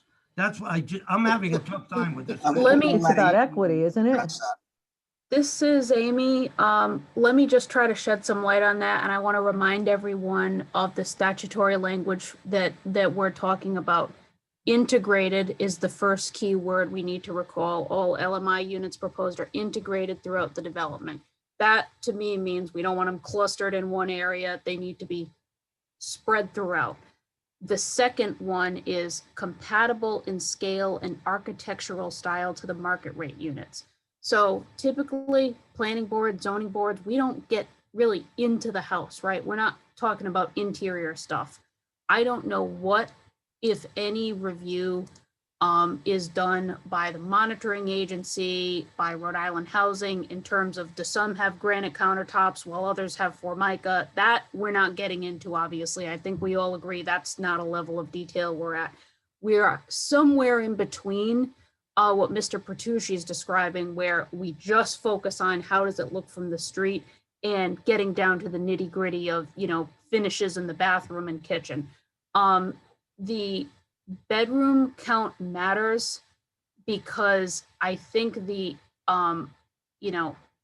LMI units have to be not the same, but compatible in scale, right, to the market rate units. So maybe bedroom count is significant and maybe it's not, and that's ultimately in the judgment of the planning board. Again, keeping in mind that they have a vested density. I think the suggestion about averaging the square footage is on the right track. I don't think we need to be as specific as, specifying square footage for each and every unit within this development. We just need to make the finding of compatibility, right? Doesn't mean equal, means compatible. That's what we're trying to accomplish by making these housing match from the street, is try to make them compatible. I don't want the guy that lives in the market rate affordable to feel any different than the gentleman that's living in the market rate one next door. And that's how you do it. And if you go to my other subdivisions, you'll see it. The young lady, that very fortunate lady by herself with 2 children, she's got a 3-bedroom, beautiful raised ranch, not raised ranch. And it's very compatible to the houses across the street. One of the houses across the street, which she's got, the ladies, she made me put in like, I don't know, marble, where the affordable one has got carpets and some linoleum and hardwood. So, I mean, you got to give up something inside. You kind of lighten them up inside a little bit, but you don't make them so you don't go to Home Depot and buy junk kitchen cabinets, as I'm trying to say. I mean, it's, I guess, Alex, that you got to try to hold, and I have a reputation too. I don't go building junk. So I understand that. I'm very careful in how I do it. As far as the external outside of I can guarantee you one thing: if the house on the right has Anderson's windows, the house on the left is getting Anderson windows. If the house on the right has got Morrow windows, the house on the left is getting them. If the front doors come from Anderson, the other one will come from Anderson. The garage doors will be matching. The siding is the same company. The trim, none of that stuff, the roofing, none of that stuff changes between an affordable market rate home. That doesn't change. Let me ask it a different way. Are any of the affordable units going to be 3-bedroom? The only way an affordable unit could be 3-bedroom if the people that are buying the duplex request it. And then I would say, okay, then I would have to look at the lot they're talking about. And I'd say, okay, I got to add an extra 2 foot to this house. I'm going to have to make this one 3-bedroom because, and by the way, the other thing is, and you got to remember that on an affordable rental, it's based on bedrooms. So it would make no sense to build an affordable bedroom on a duplex for a young couple that's coming in and buying the house. And now they only have 1 bedroom in that affordable, and they can only get X amount of dollars for rent. If it had 2 or 3 bedrooms, they can get a different rate. So it's almost better for the person that's building the duplex to put a 3-bedroom in the affordable than put it in their own unit. So to answer your question, yes, there could be 3 bedrooms. And I know one thing, there'll never be 1 bedroom. I won't allow it. There's definitely 2 bedrooms. So it'd be fair to say that you're going to offer 2 to 3-bedroom affordable units. Absolutely. Steve, I'd be comfortable with language that says that the average affordable unit, which is a duplex, is the same as the average market rate duplex. Now, that's still less than probably the average overall because it's less than the single families. But if they could average the same size as the other duplexes, I'd be comfortable with that. Okay. John, does that, our board members, does that seem reasonable before I ask John and Alex about that? Pam? I would like to ask Joe if that is the square footage or the number of bedrooms. I mean, we could do square footage and bedrooms. I'm actually more interested in square footage because people can always divide a large bedroom into 2 later on. So if you have the same square footage, then they can divide it up how they best feel fit. But at least it would be the same size unit. And again, that's less than the single family. So I think there's some compromise there for the builder. But at least it's not so left open that, well, we could take out of one for the other if that's what the market is. Okay. Any other comments from board members? Can I ask a Susan? question? So I'm sorry, Mr. Petrucci, do I understand that you are building to order, that you'll sort of pre-sell the concept and then build the home to the buyer's specifications? Is that how this works?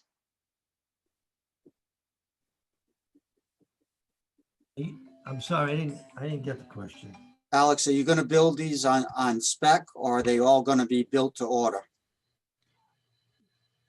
Again, like I said earlier, it all based on the market. Like, for instance, I will definitely probably put in a couple of models in the beginning. I always build some spec houses as we're going along, because you always have somebody that calls you, oh, I gotta have a house within the next 30 days. Well, you have to do that in a subdivision. We always have something under construction. A lot of times what we'll do too is we'll frame them up and not go in and do the interior petitions. And I got different layouts for the inside petitions. So somebody could come in 60 days, 75 days, 80 days, I can get a CO and they can move in. So it balances again on the market. It's, the market could dry up and the subdivision could come to a complete stop. I mean, it's all based on, I don't have a crystal ball. Okay, well, again, you would add, or it's proposed to be built in one phase. So if you're gonna just put up a couple of models and build and then sell on that rate, are we gonna run into a problem that you're building all single family units and no condos? How is that gonna be worked out? Because if it was a phase, 2 or 3 phases, then you'd have to build so many market rate and so many affordable. But if we're doing this in one phase, it means you have to build them all. Mr. Demasi, this is Jay Parker. That's a typical condition at preliminary where there will be, say, a 4-to-1 for market rates for one, whatever it breaks out to. Even on a one phase, okay. Yeah, to ensure that the affordable units get built. Okay. At the same time as the market rates. So if it's 3-to-1, it's 2 single families, then a duplex, then 2 single families, then a duplex. So he can't wait until he sells. Like, the duplexes will be built regardless of what the market is dictating that he build. It would put him in that position, yes. This is Amy. I just want to remind everyone, it's the statutory requirement that the LMI units are built and occupied prior to or simultaneous with the construction and occupancy of the market rate units. So that's the statutory requirement we're discussing. Okay. But the occupancy of the LMI units is dependent upon Mr. Petrucci finding buyers for one specific style of home within this development. So that, let's just say, the market for duplex sales dries up. He can't possibly occupy the LMI units until that's. If the market for duplex sales dries up, we're going to see him back here on a revision to the master plan. That's 100% certainty. Okay. And I can ask, sorry. I do not, in my experience, I do not think that we will ever run into that problem. I think the market rate homes will dry up before the market rate duplex with the affordable in it would dry up, because the affordable, the duplex home, let's just use some quick numbers and we all understand numbers. If you can live in a house, in a single family home for $25,000 a year, isn't that for a number? I don't know what it is. And you could live in the duplex for $20,000 a year. 9 out of 10 times, the buyer is going to buy the duplex. because it's how much they can afford to pay. And the duplex housing, when the market dries up, single families go first. Actually, commercial goes first, single families go second, duplexes go last. And I've been doing this since I was 20 years old. I don't want to tell you how many years that's been. And I've always found it. In 1989, when the market dried up, Bobby and I had a subdivision. We had 5 duplexes and 15 regular houses. The 5 duplexes were sold during the interest rate went to some ridiculous number. The duplexes still sold. So I don't think there's a problem, and I don't think we'll ever run into that problem. And if we did, I'd be back here in front of you people and tell you, look, this is the market. There's nothing I can do. I don't control this. You don't control this, and we don't have a crystal ball. But all I know is right now the market is good, and I know that this project will go up and be built, and it will be sold, and it'll be very successful. The way I feel today. All right, Brian, did you have something to add? Yeah, question for Amy. Given the way the LMI units are distributed and effectively paired with a market rate unit, how does the built and ready for occupancy stipulation apply here? Because every LMI unit is going to be built at the same time as a market rate unit, the other half of the duplex. Could he, in theory, leave all the duplexes to the end? Because you're still building the LMI units at the same time you're building market rate units for every duplex. Hmm. No, all the affordables are in the duplex. To keep it simple, I would say it would be 3 market rate units and 1 structure, the 1 duplex that includes the affordable unit before he's able to move on to the next 3 in 1. Yeah, Okay, I perfect. think we need to make that specific, spell that out. Agree. Yep, it's just a matter of numbers and being specific on the phasing and the issuance of COs. And by the way, I just want to make sure also we know we're talking about issuance of certificates of occupancy, right? Not actual occupancy. That's for the monitoring agent to deal with. We are concerned with the production of units, and a certificate of occupancy is what allows the town to check the box that, yes, we have another affordable unit in the town. And that's what's helping us get to that 10% goal that the General Assembly has set. I agree. Mr. Kenyon, I thought I saw your hand up. Did you have something? Amy just kind of explained it. So I was gonna say earlier that my understanding would be, as Jay stated, would probably be 2 single families and then 1 duplex unit. You wouldn't be able to get building permits for the additional single families until the CO was obtained for one of the LMI units in the duplex. Okay. It's a little different than your normal subdivision. Normally, I think it's 3 market rate and 1 LMI. In this case, because they're different type of units, there'd be 2 single family and then 1 duplex containing the LMI. Regarding the sizing question, I was going to try to work that into it somehow, because what I don't want to happen is, because we're going to be doing 2 single families and then the duplex, if it can be within a range, like or an average rather than exact, because then he won't have any flexibility if it's exact on each time he pulls a building permit for a duplex. Maybe if it's just an average, that the sizes have to be within a certain percentage. Excuse me for a minute. John, I don't want to have my hands tied on the way they're talking, because what happens if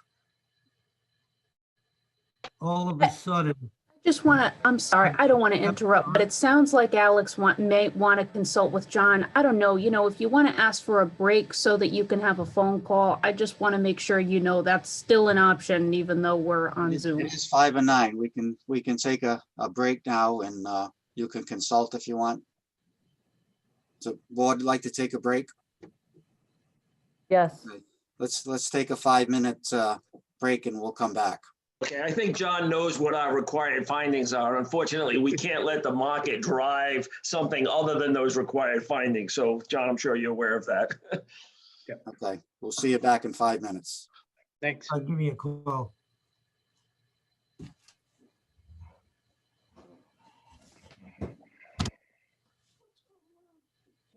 They're trying to restrict me to. John, can you hear me? Give me a call on my cell phone, please. Alex, there you go.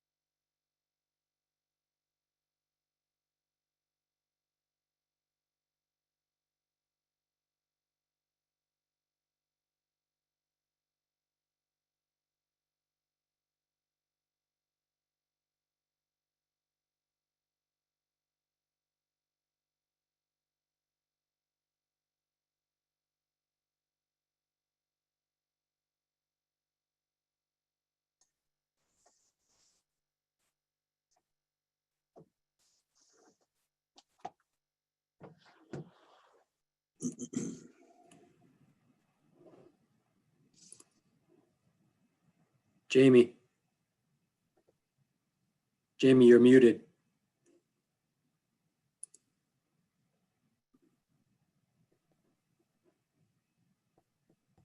Oh.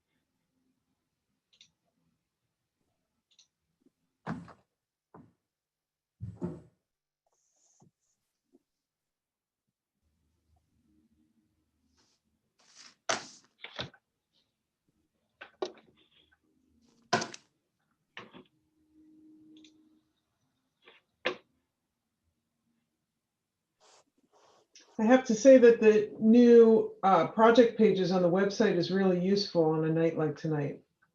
Yeah, So thank you so much. It I really like that was feature too. so Yes. helpful. Definitely. I might even go with one of those options of no paper. My piles are getting too high. So now that it's like this makes it really, really wonderful. So really kudos to you guys. Yeah, that option is always available. If someone feels that Yep. you want to go digital, just let us know and we will not make you a copy. Or it may be simple. I don't need a copy of all the handout information. Just give me a set of prints. Yeah, and that's probably what was always one of my issues with trying to look at some of the prints sometimes. I kind of like having it in my hand, but I guess I'm old school. Well, I feel like I need either another screen or a bigger screen. Or a bigger desk to put the maps on. That's the problem I'm finding. I have the two screens. I don't have the bigger desk. Okay, looks like we're all back. Mr. Kenyon? Stephen, Thank you, Mr. Chairman, and I would like to back up what Pam just said about the new webpage. Very easy and accessible, and I actually find myself looking at projects I'm not involved with, which is kind of a sick problem, but so we discussed it. Alex, he's obviously not happy, but he understands that it is state law that they do have to be built at the same time. I think what might be helpful is the actual mechanics of it. Jay, can you build building permits? Is it the COs that can't be issued until, his worry is that if he's building, they'll be held up actually building. But my understanding is that it's the issuance of COs. Is that correct? Yes. okay, here was the issue that I had that I just didn't understand, which John explained it to me. Let's say that I've got 3 new houses, market rate sold. Okay? And I got 1 duplex unsold. So I pull 4 building permits, 1 for the duplex and 1 for the each single family homes. All of a sudden, the next day, I'm under construction, all 4 of these houses at once. All of a sudden, another buyer comes along that wants to buy a single family house. I can't pull the building permit for that house until the duplex gets CO'd, which isn't fair, which I said, well, why can't I pull a building permit for the single family and another duplex affordable as long as the first one is under construction. So that I understand the logic. A builder comes along, builds all the single family houses and takes a walk and leaves you hanging. No, I'm not asking for that, but I'm just worried about slowing down the project. It might never happen, but I'm just in my head saying to myself, if I got the momentum moving, do I want to stop? Because I might build the affordables even if I have to on spec. If I have to, if they're not sold and I'm selling the single families, I'll still build the duplexes and I'll CO them just to cover the law and cover you guys. But my question again is, if I got 4 houses, 3 market rate, 1 duplex, affordable under construction, and somebody comes along and buys another single family affordable, market rate, I can't get the building permit for that house, and that'll drive me crazy. I could lose the sale on that house, which hurts everybody. Amy, potentially a solution to that would be he'd have to pull a permit for a duplex. That's fine. I'll pull a permit for the Right. duplex. Yeah, I mean, and no one is saying Mr. Petrucci is going to do this, but that hypothetical situation of you do all the market rates and then you walk away, that's happened in other towns. And that's what this provision is designed to prevent. Again, the option to him would be if he had that 4 scenario built, ready for occupancy, someone approached him to do the 5th, he's got to pull the trigger on the 5th market rate and also the next proportionate affordable unit. Correct. Yeah, I don't have any problem pulling the trigger. I'm just worried about, I'm waiting for the building inspector to get me a CO on this duplex. I can't pull that building permit on the 5th house because I'm still waiting for the building inspector to give me that CO. What do you mean the light switch doesn't work? Why won't you give me the CO? I'm trying to start construction in the next house. I'm saying there's got to be some kind of lenience that this house is being built. I want to build another duplex in another single family at the same time. Why can't I build them? They can't hold me back because this isn't CO'd yet. I'm willing to build another one. What you're really saying to me is I can't build a duplex in a single family until that duplex is CO'd. If you think about it for a minute, it's really it's an interference of business, be honest with you. And if there's a way that we can work around that, even if I had to bond it, or do something that would protect you guys from me making sure that that duplex gets CO'd and another one gets under construction.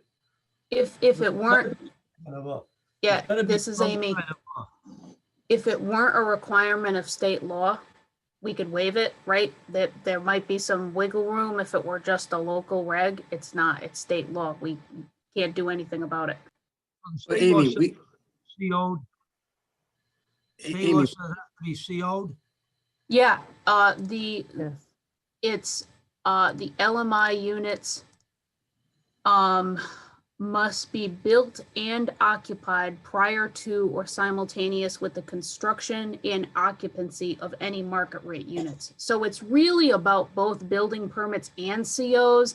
To me, the CO is the most important thing, right? Because something can be built, but if it doesn't have a CO, then it's not, can't do anything with it. So that's why I think the CO is the most important trigger. But yeah, the goal is, and the requirement of state law, built and occupied simultaneous. now, Amy, that doesn't prevent the town from being creative and saying,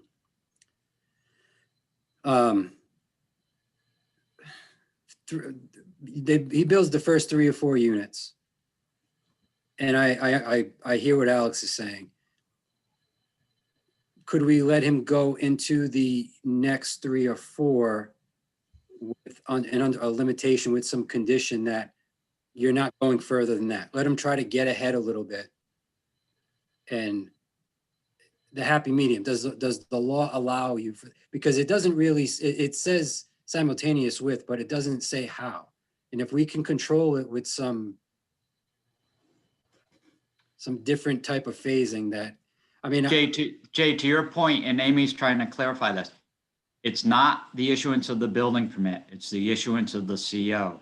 So he could have 4 units built or ready to occupy.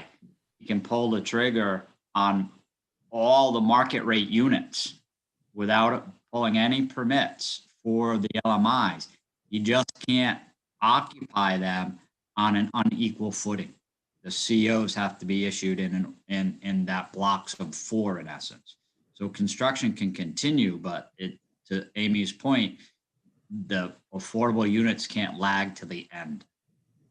Have we had that happen in town where that situation has occurred in the past and affordable units haven't been issued their CO or occupied? We have that similar scenario in town now where we have a market rate unit that is going to be ready to be occupied before the LMI is ready. And right now we're working with the building department to make sure the CO isn't issued before the LMI is issued. And you have a homeowner who's saying, why can't I occupy my unit? It's being held and in the control of someone else. So I have to tell you is what happened in Michaela Court.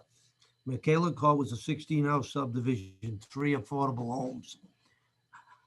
From the day I opened the doors to the day that I sold the 3 affordable lots, we could not sell those houses. We could not build them.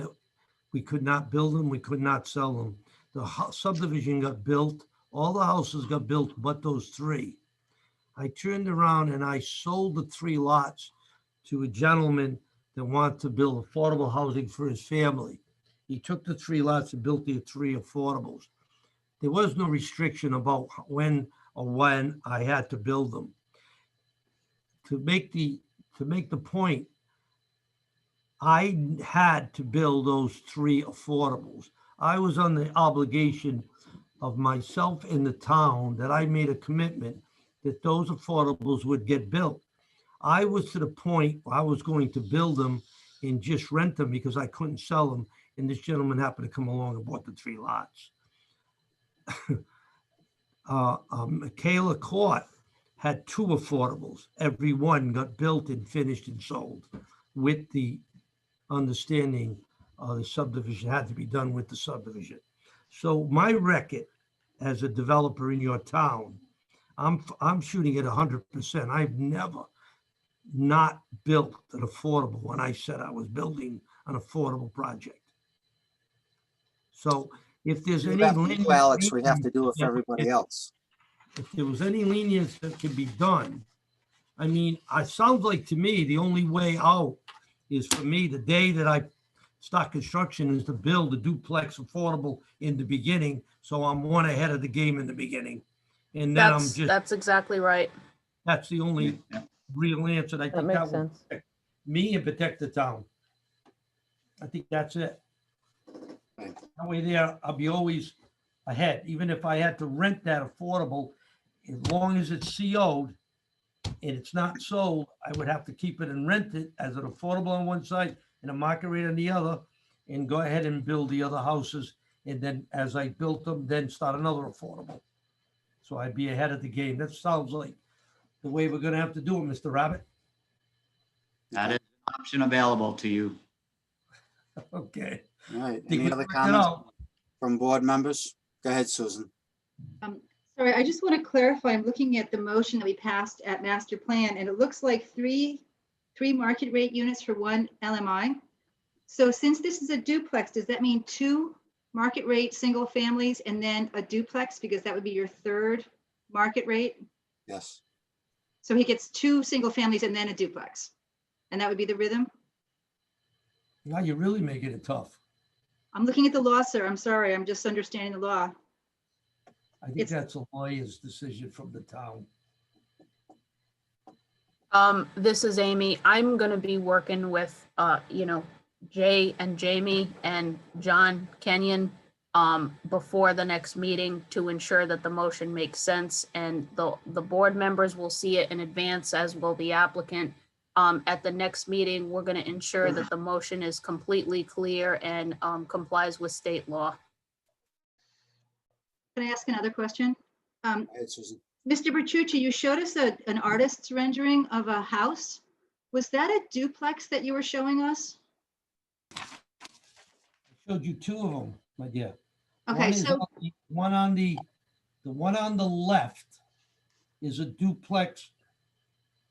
The Yep. one on the right is a single family home. so the front door, for the duplex, the front door goes to the market rate unit.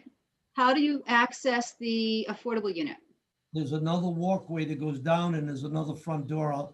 Obviously you can't see it.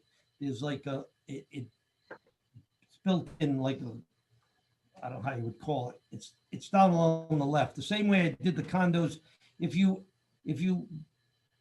ever want to see it, at the Village of Point Judith, we got duplex condos. And if you go there, you'll see the way I put the walkway for the second unit along the side and coming in. Can I ask maybe Amy, if this is equal and compatible to have the to have the LMI unit sort of be the back door down the side behind the duplex? And whether that fits the spirit of fitting in and not being ostracized? This is Amy. I think that's a judgment for the board to make.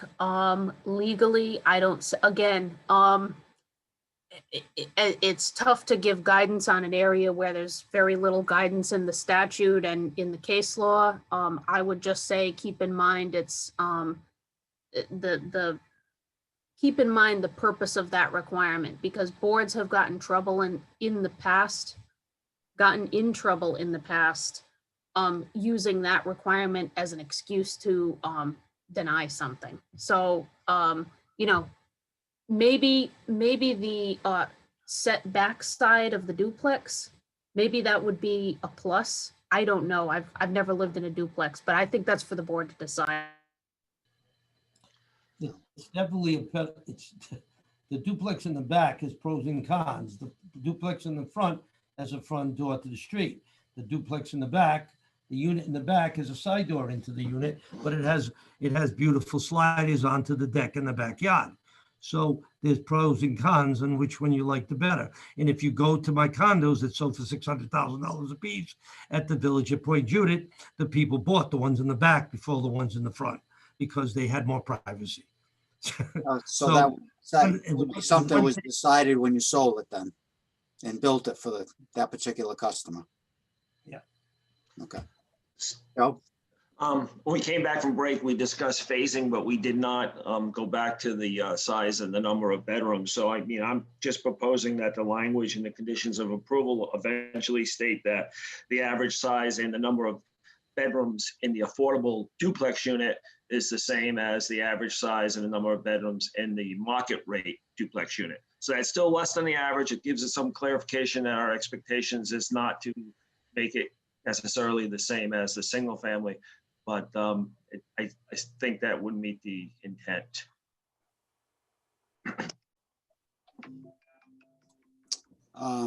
Jay, when is our decision due on this?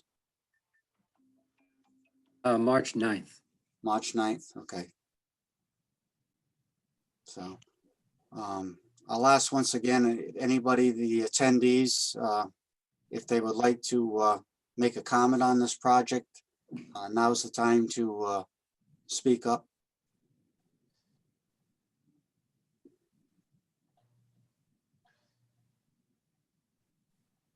Steve, is there a chance to get a vote tonight to try to get this going? Alex, looks like we're gonna ask staff to prepare a motion, but we're not gonna be able to do it tonight because it's gonna be a complex motion and they're gonna have to write it based on what we're discussing tonight and what we'll discuss maybe in a few minutes. And then the board is gonna wanna review it. And at the next meeting, we'll go over that recommendation of staff.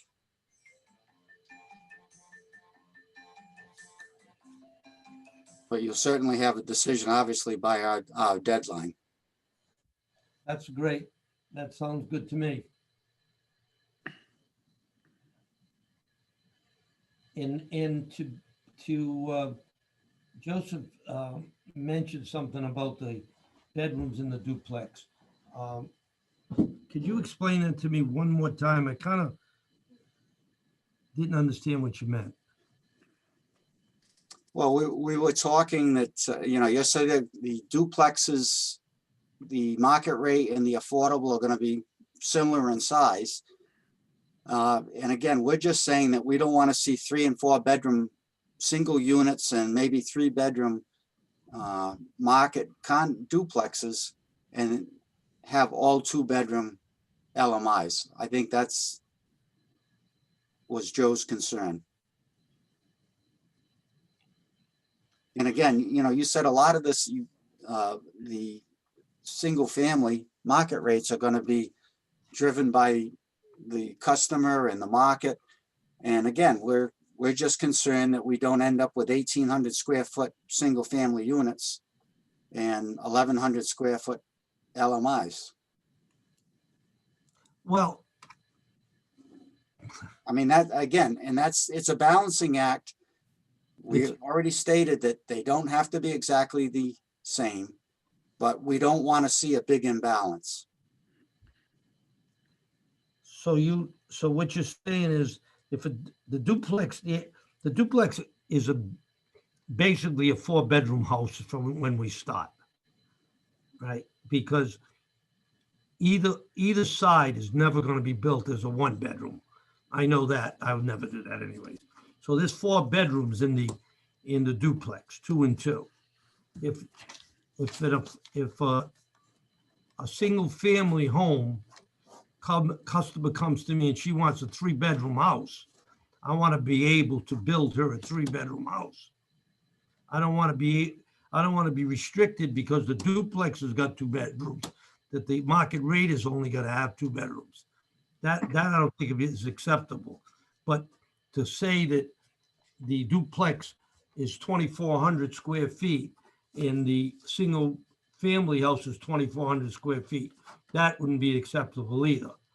Again, as I said before, that would throw the balance off from the street. You would obviously tell that the single family house is a monster and the duplex is a regular house. That ain't gonna happen. So. Well, again, in your explanation, if you're going to build 2 or 3 bedroom homes is what you anticipate. So again, if there end up being 3 or 4 bedroom homes, it's going to be an issue with the board from what I've heard from my fellow board members. So you just what happens, just let me ask you this question.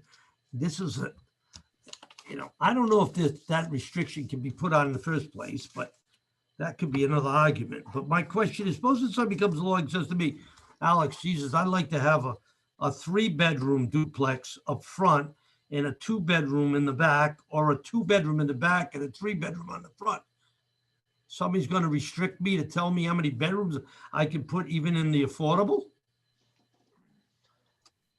If I may jump in, I thought Joe's suggestion was that the duplex units, their average size would be similar, correct? Is Yes, that was, and again, we're probably basing maybe some of that on bedrooms. But I thought Joe's was more concerned with square footage, as he said, because you could break up, my primary concern in the long is square footage. There is some desire for bedrooms just to make sure we have the diversity of affordable housing stock in South Kingstown. But with that said, my primary concern is the square footage. What I would not want to happen is to say the overall duplex is 2,400, 1,200 each one, and then a potential buyer say, well, I like the idea of the duplex, I'll buy the duplex, but I don't want it to be split 12 and 12. I'd like it to be split 16 and 8. That's what the market may drive, but that doesn't meet the requirements of the state with our required findings. So, exactly. And the benefit to the applicant in this case is it's almost double what the allowed density would be otherwise. So there needs to be some consideration of that. So I wouldn't be concerned if the buyer came and said, it's 1,200 each one, and the front half to that 1,200, can you split the bedroom and make it a 3-bedroom? As long as, I wouldn't, that wouldn't concern me as long as it didn't, that square footage did not come out of the LMI unit. Supposed the gentleman wanted a 3-bedroom up front and a 2-bedroom in the back, and I had to make the building bigger. Am I going to be allowed to be able to build the building bigger, the duplex? The gentleman might want 3 bedrooms in front and 3 bedrooms in back. You know, a lot of times the Affordable Housing Act, and you got to remember this too, if mom and dad sell their house, let's say they're empty nesters, and they sell their house up in the city and they want to come and live with their daughter or their son, and they fall under the Affordable Act as far as income and all that, they would like to live there. So if they wanted a 3-bedroom, they should have a 3-bedroom. They should have allowed to be, I should be able to build them whatever they really need. I think that that's permissible, no problem with the in-laws or the parents living there as long as it's the same size. What would not be acceptable is that the in-laws want to live there, but they only need 600 square feet. So we'll make that 600, it'll make the large one bigger. Whoever buys it, there's no guarantee they're going to be there for 30 years. So we gotta meet that requirement where they're compatible in size. So when you say compatible in size, you're talking about between the duplex number 1 and number 2. Unit, the That was front. my proposal. I don't know how the rest of the board feels, and I feel that is I can live with that, Joe. very reasonable. This is Paul. Can I ask a question? I can live with that. So this is a comp permit, as Maria said, that provides Mr. Petrucci with a lot of extra density. Does not doing this as a comp permit give him the kind of flexibility that he's asking for? I mean, This And I is Amy. Yeah, the comp permit vehicle allows the developer or forces, let's say it like this, it forces the board to consider standards other than the normal standards for a conventional subdivision or land development project. And in particular, where relief is required from the zoning ordinance, the zoning board doesn't have to make the finding of hardship for a variance. Rather, the comp permit, the LMI Housing Act sets forth specific standards for a comprehensive permit. So it offers a couple benefits, and one is one-stop shopping. You only have to go to the planning board, don't have to go to the zoning board for relief.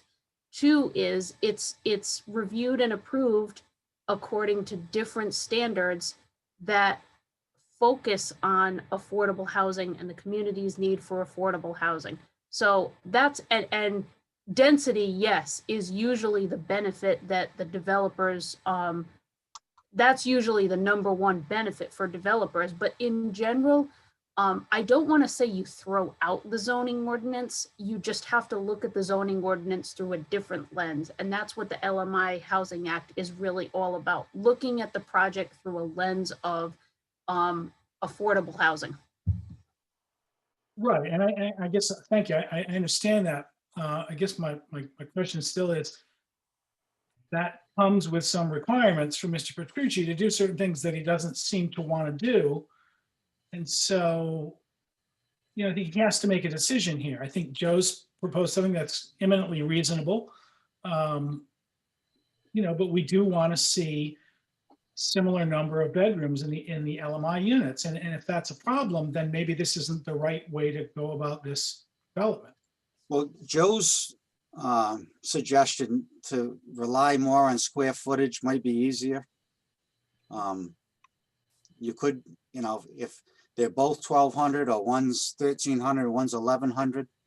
But again, I go back to Alex's original proposal. He said that not only will have LMI units, but these homes are going to be for first-time home buyers, more or less. That they're going to be under maybe the market rate in town, or the average market rate in town is 450 maybe now, 60. And these are gonna be geared, say, maybe 400.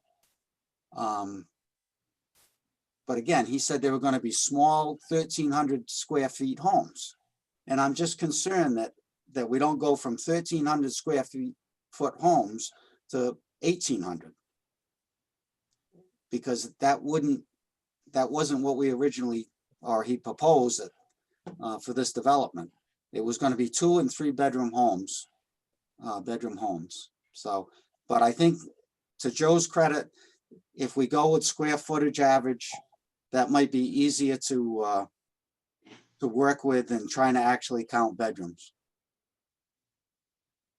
I mean, ideal would be bedrooms, but this would give some flexibility to Alex to customize that front home for the market without taking away from the affordable.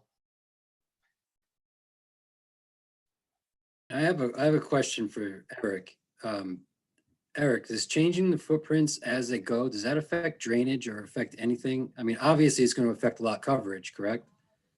Yeah, can you hear me okay still? Yes. Okay, cool. Lot coverage, sure. We also needed to get individual soil erosion permits for each one. And I think it's also checked at that time for both stormwater and the rest. So yeah, there's a lot of variables. It's no different than any subdivision that you'd see, Jay. The rectangle homes that are shown on a lot of subdivisions obviously aren't all the homes with all the juts and the nooks and crannies that are in it. So usually at the soil erosion permit that we need to obtain anyway, that's also checked at that time. But yes, it does generally affect stormwater. Absolutely. Yep, it does. But Jay, this is Rich Bourbonnais, the town engineer, but generally we'll look to make sure that it's in general conformance with whatever was approved at DEM. So when it goes to DEM, you never know what the buildings are going to be like ever. So you usually show a box that's in a general box about the proper square footage that would meet some of the coverage that's going to happen on the site generally, including driveways and all that. If there are significant changes, then we'll flag it at that soil erosion control. And we'll ask either they have to mitigate for some of those increases or make changes to make it fit. I got a question. Does the size of the affordable affect the 10% for the town? If the affordables are 800 square feet or 1,600 square feet, does I'm just asking the question because I don't remember if this is correct. Does that affect the 10% in any shape or form, or do they go by the number of bedrooms, or do they go by the number of units? This is Amy. It's the number of units. The size has nothing to do with it. It's just, is there a unit with the CO that's deed restricted affordable? If the answer is yes, then that goes on the LMI side of the ledger for the town. What we're talking about with bedroom size and square footage size, that's again to the standard of compatible in scale and architectural style. Now remember, the law doesn't say anything about bedrooms. I think this is the planning board trying to get to satisfying itself that that box continues to be checked off, right? Which we found at master plan. And now that we're getting into some more of the details, we want to ensure that we can still make that finding. All right, so if I said, would this satisfy Joe? If we said that the affordable unit is got to be within 20% of the units. Let's say if the front unit's 1,000 square feet, the back unit's 800. About 20% difference between the two sides is the maximum. It can be smaller. It could be the same. It could be 0% all the way up to 20%. That way there, if a guy comes along and wants a 2-bedroom in the front and a 2-bedroom in the back, well, obviously the unit's going to be almost 50-50. If the gentleman in the front wants 3 bedrooms and the affordable in the back is 2 bedrooms, well, that makes the front 20% bigger than the back. But in all, we're still accomplishing what we want to accomplish with the town to get to the closer to the 10%. And that's what due respect to the new planning officer, the old planning officer that we originally worked with, that was her goal in the first place, was to get the town closer to the 10%. So again, as I said, to compromise with you, Joe, maybe if we did it that way there, if the building had to get a little bit bigger, we still can work on that percentage. That way the affordable will always be a good size unit, and the market rate in the front will be a good size unit, and make everybody happy. But Alex, in the big picture of the whole development, I think it's said in that statement we had from Peter that they have to be compatible and comparable, harmonious with the rest of the subdivision. You know, if you've got 13, 15, 1600 square foot single homes, and now you're saying, well, one of the duplexes might only be 800 square feet. That's a big disparity in the overall picture of all the units. And that's what the board is struggling with. And that's what, you know, brought these issues up. And Alex, I'd also want to say that it's not just about counting the number of affordable units in the town. It's also about making the affordable units in the town count. So it's about meeting the needs of the community. So there's really two goals. One is obviously to get to 10%, but the other one is to meet the needs of the community. So anyways, one voice, I think it should be the same as the average, and I think that that's a pretty good compromise already. But that's just my opinion. Joe, how about if we said that the affordable unit can never go, we work with the 20%, but the affordable unit can never go under 1,000 square feet? We're getting away from the state requirements. It's the same thing, because if you took 1,000, first place, they would never be 1,000 because that's too small. But I'm saying we use a minimum on the affordable unit. We come up with an affordable number of a certain percentage, or a number with 1,000, 1,100, whatever it is, so that the unit can never be, so they can stay compatible with the whole subdivision. Jamie had your hand up. Go ahead, Jamie. Mr. Chairman, again, Jamie Rabbit, Planning Director. I think I understand the discussion that's being held between board members as well as the applicant.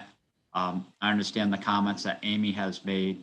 I think we have an opportunity to develop and articulate what Alex is trying to accomplish, what the board members are trying to articulate, as well as Amy making everybody conscientious of the law, that there's perhaps the ability to develop language within a proposed motion that the commission appears to be leaning towards, that develops a range as well as a baseline, which allows for some slack or slippage, if we'll call it flexibility, within a percentage. I think if you just look at one pure average, you could run amok of it, because I've had this discussion with Amy. Someone could do a 2,500 square foot home and someone does a 500 square foot home, but the average is 1,500 square feet. So I don't think just a pure average accomplishes the items you're discussing. But again, having a range of 1,200 to 1,400 square feet with the ability to maybe move left or right of that by a percentage, which we can work on, tries to look at the objective that both the commission, the board's trying to accomplish, as well as the applicant. But again, allows some of that flexibility. With regards to bedrooms, all bedrooms aren't created equal. Someone, if you hone in on the number of bedrooms, someone could say, well, what is a bedroom? Is a bedroom 10 by 12 or is it 10 by 10? Joe, I think you're leaning a little bit more towards the square footage with some equity in the distribution of bedrooms throughout the development. So there is an inequity, that there's a overabundance of affordable 1-bedroom units and all the market rates of 3-bedroom. I think to allow Mr. Patucci the ability to have some flexibility that, again, someone may do a 3-bedroom home, but they're all 10 by 12 bedrooms. And the other home has 2 bedrooms, but they're 14 by 16. That's owner's choice, but they're relevant in the discussion. They're similar units. They're the same style, they're the same size. One owner chose to have 2 bedrooms, one owner chose to have 3 bedrooms. They may have different needs. The intent still is to get credit for the LMI units. But again, I trust in legal counsel to work with something that may be a little bit creative, that attempts to represent what the board has discussed tonight, but also allows the developer to have a little bit of flexibility within the limits of the law that we're working under. Agreed, Jamie. It does have to be within the limits of the law. And I think Steve said earlier, what we do for one, we have to do for everyone. So we need to keep that in mind as well. All right, do we have a consensus from board members that we wish staff to prepare a motion of approval? Okay. Other than the square footage and the size of the units, Susan had mentioned about trying to put a picnic area in. Maria had asked about some revisions in the landscaping.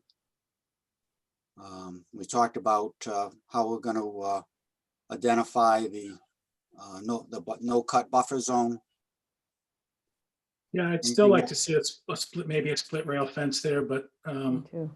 you know, I defer to the other members of the board. I see. I could live with a split rail. I mean, that's something you can look through. It marks it. When you said fence originally, I was thinking you wanted a stockade, and, you know, again, if I was looking out my backyard, I'd rather see the swamp than the stockade No, fence. I really want chain link. Wetland, right? You know, Yeah. no, I like this. I like this split rail. And Susan? So some of the board members seem concerned that some of the single families may become much larger than we intended. Are we permitted to put a cap on the foundation footprint for the single families or even for the duplexes? As they asked Eric, or Jay, I think asked Eric about, that changes the footprint on the lot, and it changes the water runoff. So there's some other factors that are involved on how big they can get. And again, I think Jamie thought he was going to have some language on how to, Rich. Well, yeah, but it may change the drainage, but we still will allow modification to that particular site to accommodate that drainage. So that doesn't really control the size of the house. It just allows us to request mitigation should it be bigger. So it's not quite the same thing. Steve, with the picnic area that was discussed, I assume that would include some type of delineated access between lots. Yeah, I think there's already a dedicated path walkway there. Okay. There's a dedicated easement there. They had Okay, I'm mentioned missing some it. picnic tables or maybe some benches for sitting. Okay. Can I bring up one thing about this? I'm going to push back pretty hard on the fencing deal. As if you look at that correctly, let's say the gentleman that owns lot number, take lot number 9, for instance. His property line goes into the buffer.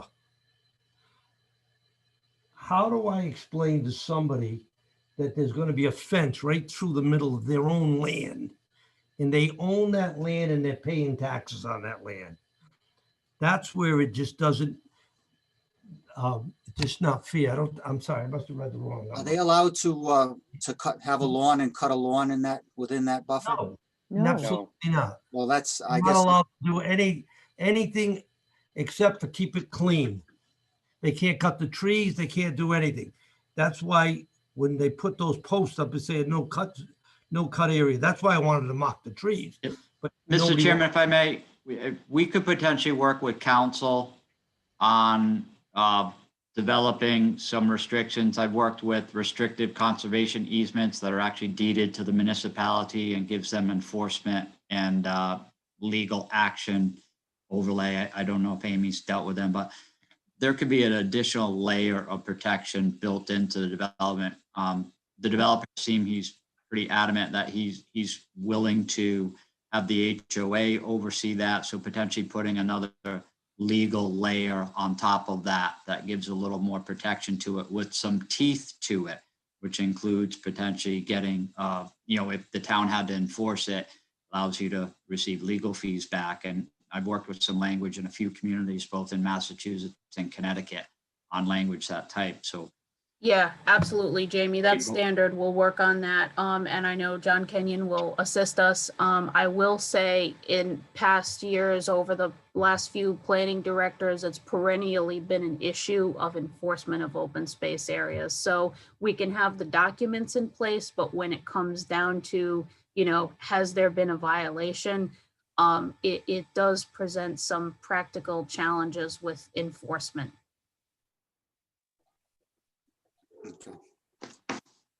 And I agree with Amy, the challenge is always enforcement. And I want to say over 30 plus years, the language we've used for restrictive conservation easements has evolved to keep getting, it started at a page and maybe now it's 2 pages or 2.5 pages to deal exactly with those issues and give a little more teeth to it than just a standard,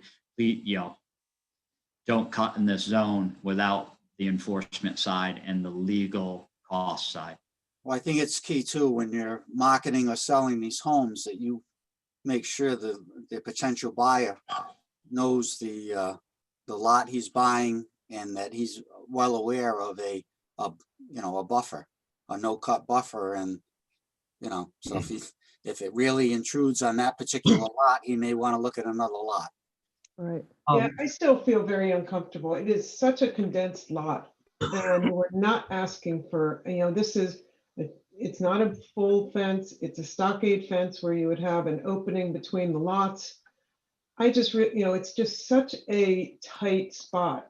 And as we've said, there's not much open space, because of the lot, So I would just feel more comfortable putting a split rail on it. Yeah, So split rail. I agree with that as as well. as markers, yeah. Stephen, Yes. I'm going to push back on any fencing, I'll tell you right now. Well, Alex, Alex, I'm going to cut you off. Alex, I'm going to cut you off. You can talk to Mr. Kenyon. Mr. Kenyon can talk to planning staff. It looks like the majority of the board might be leaning towards a split rail fence. We could be here all night arguing this back and forth. Obviously, planning board members are concerned about that no-cut buffer.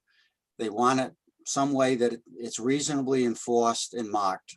And we'll let staff come up with a solution, and Mr. Kenyon can talk to them, and hopefully by the next meeting, we'll have a consensus. But, we're not going to get any further with that tonight, other than we're going to butt heads the rest of the night over it. So Steve, we have the same thing in another subdivision, Michaela Court, and it's the same thing. They own and their lot's a lot bigger, and it goes way back onto their property, and the markers are on, and the markers are knocked over. But the town planners got a good idea, put them on the property line. And the other thing is, when we sell a house, we go out there with our people and we make them sign a site plan showing the line. They are told where it is, and we tell them where it is, so they can't come back later and say, oh, we didn't know that, we cut all the trees out. That is right in the sales agreement that they sign. I protect it. Andy Resnick draws up the agreements, and he protects me all kinds of directions with the buffers. All right. So I do everything I possibly can I do. hear but you, Alex. I'll tell you right now, I'm not putting a fence to somebody's yard. All right, Alex, I hear you. John and Amy and staff can talk about it. You've heard what the boards had to say, so if there's a good compromise somewhere in between, maybe we can get it worked out before the next meeting. But- Steve, I just want to add that when this was at master plan, one of the things that was brought up, and granted, there have been some lessons learned in this particular project, thanks to Amy's help, but we had asked for a walking path that went out to 108, and it was put off until preliminary, which is unfortunate. And I think the least that we can do is to try to protect the wetland area to a greater extent, since we all understand that enforcement is very difficult in these situations. And I think Pam's idea of a split rail fence is very good.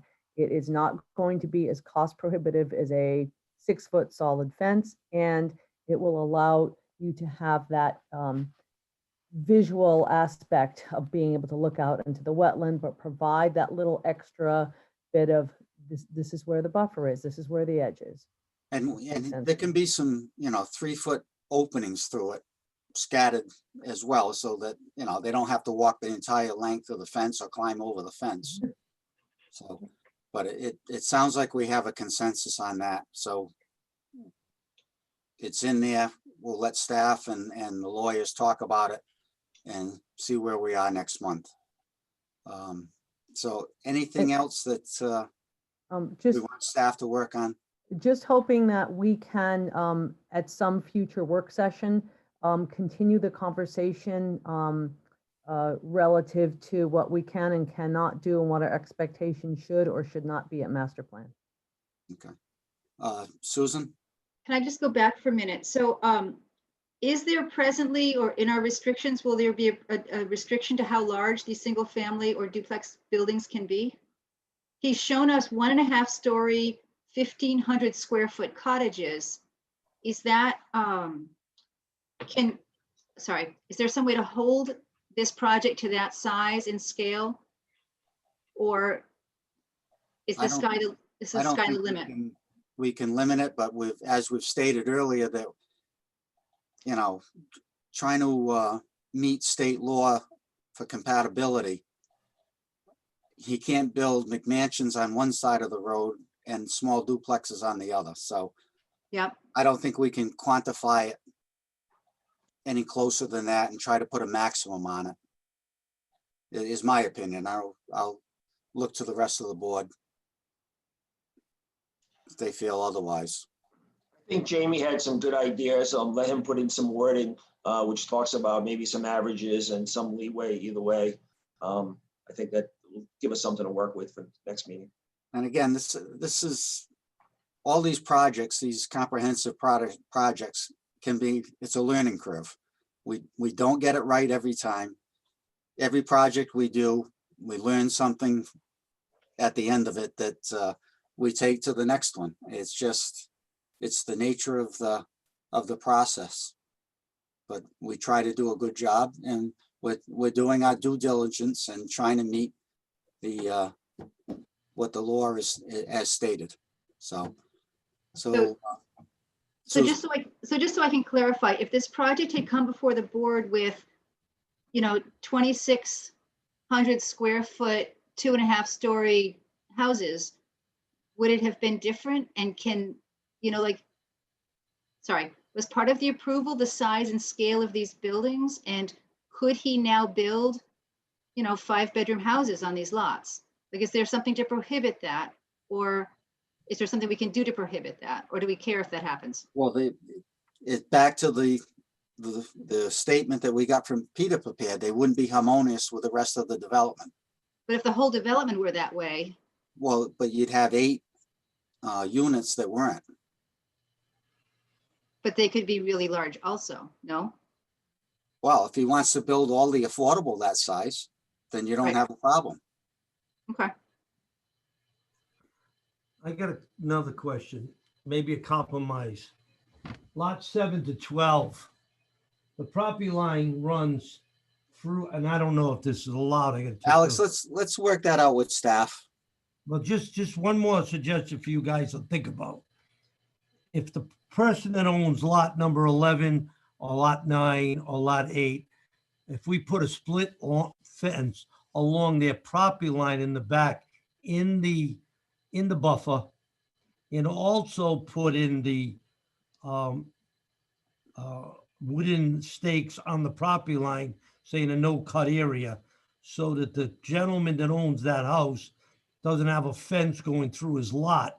It's on his property line, which will keep people completely out of the wetland area, and they still can walk in the buffer area, which is totally legal, and still mark it so that it's a no buck zone, and also put it in the deed and in the paperwork with each buyer that it's a non-cut zone and it's marked. My question would be to Eric, are we allowed to put a split fence rail along the back of those property lines without just putting We are poles not. in? We are that- not. That's within the 50-foot perimeter wetland that's regulated by DEM. And we have to hold the limit of disturbance outside of that. So no, we would not be able to put a split rail fence on the inside there. Okay, thank you. All right, so. All right, anything else for the staff in regards to drafting this motion? The staff have any questions of board members that, anything they're not clear on?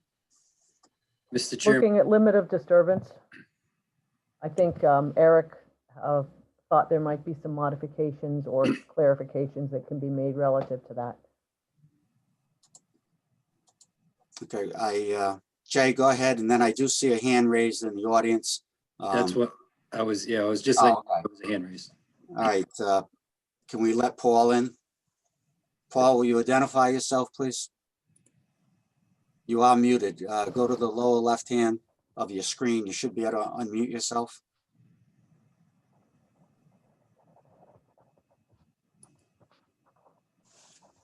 If you move your cursor to the lower left hand, it should pop up where the your mute and unmute is.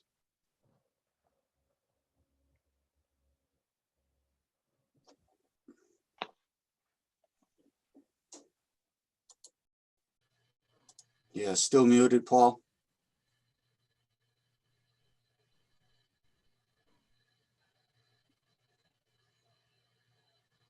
There you go. Go ahead and identify yourself, Paul. Oh, no. You'll have to speak up. We can't hear you.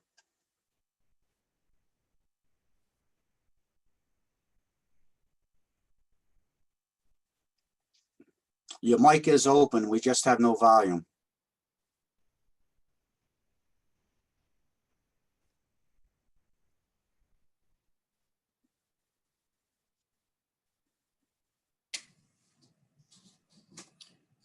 Paul, Tell if he's on a computer or a phone. I think he's on a computer, but Paul, if you're having trouble, you're unable to get your your microphone to work, feel free to call me at 789-9331, and I'm at extension 1245. If you can call me, I can patch you in through the speakerphone and the computer. Paul, we're going to continue our discussions until you work out your mic issue. So we will come back to you. So, Hey, can you just repeat the number for him? Sure. The phone number is 789-9331, and it's extension 1245.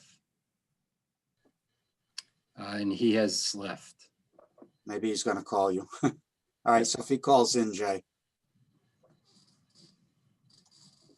Okay. As I was saying to staff, did you have any questions that we needed to clarify and what we're looking for? John Kenyon? Do you have any? You're muted. Anything we need to clarify for you? No, I think I'm all set. Want to thank the board for their patience tonight. Pretty sure we can come up with some conditions that are going to be acceptable to everybody. All right. And again, we're just stuck on the compatibility. And we're just trying to get it right.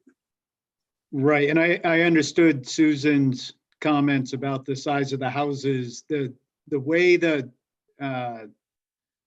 setbacks work, there isn't a lot of room to expand them, but it's kind of a double-edged sword. If he expands them, then he'd have to expand the Fort LMI units, which isn't necessarily a bad thing, but I don't think that's gonna happen here. I think they're all gonna be relatively the same size. Thanks, John. All right. Susan, this is Alex again. I could assure you that the reason for this subdivision again, and we back right up again to where we first introduced it, was to be able to build affordable market rate homes for younger couples and older couples that just can't afford this area. And to stop building bigger houses is going to defeat the whole purpose of the subdivision. That's not going to happen. And a duplex, if you would have to build a duplex to be 2,000 square feet per side, they're going to be monsters. And you don't have the square footage of the land to do it. So that problem will not happen. I mean, I can almost assure you, I will assure you that that will never happen as long as I'm controlling the subdivision, because the whole purpose of the subdivision was the town planners that came to me about it in the beginning, about the affordable rentals in the area. And could I come up with something in that project because of where it was? I mean, it would have been a lot easier, believe me, for me to go ahead and bring you a 16 house subdivision with bigger lots and bigger houses. We wouldn't be spending all these hours of time on this. So Thank you, Alex. This is Susan again. Thanks for your comments. And I hope that I didn't imply that you were pulling some shenanigans. That wasn't my intent. I'm new to the planning board, and I think I just want to make sure that I'm sorry, I wasn't trying to accuse you of shenanigans either. Alex, we know your vision and we embraced your vision. And we're just trying to make sure that, like I said, we're following the letter of the law as well. And that being said, staff, Jay, when should we continue this to what date? I assume with board members, we'll keep this as a special meeting, a dedicated night. Steve, would you like a motion to direct staff to prepare a motion with favorable findings with the conditions of approval as discussed this evening? Yes, that would be So fine. moved. We have a motion from Joe. Do we have a second? We have a second from Second, Paul. whatever. Any discussion? Any discussion? We have a motion by Joe and a second by Paul to have direct staff to prepare a motion, draft motion for approval. This is Amy. We do need in that motion and to continue it to X date, right? So let's get that nailed down before we have a vote on the motion. We can kill two birds with one stone. Mr. Chairman, keeping with the special meeting and potentially the Thursday night theme, how does Thursday, February 18th sound? At this point, it sounds all right to me. Okay. So I'll amend my motion to reflect the continuation of this to the January 18th. So noted and February. February 18th. Okay. So we have a motion on the floor. Pam, will you take roll? Yes, sir. Steve Demasi, Aye. Joe Murphy, Aye. Maria Mack, Aye. Susan Axelrod, Aye. Paul Jordan, Aye. and Pam Rubinoff, aye. Okay, motion passes unanimously. Anything else from staff? We need a motion to continue the public hearing, Amy? We just did. We just did. We did with the motion, okay. Excuse me. All right. Motion to adjourn, So moved. second? Second by Joe. All in favor, raise your hand. We'll save Pam some work. Aye. Okay, unanimous. Thank you, everyone. We'll Thank see you. on the 18th. Night. Amy, nice photo on the award photo. Oh, thank you. It's a few years old. Hair's a little shorter. Have a good one. We all use those photos. Yeah, right. See you guys.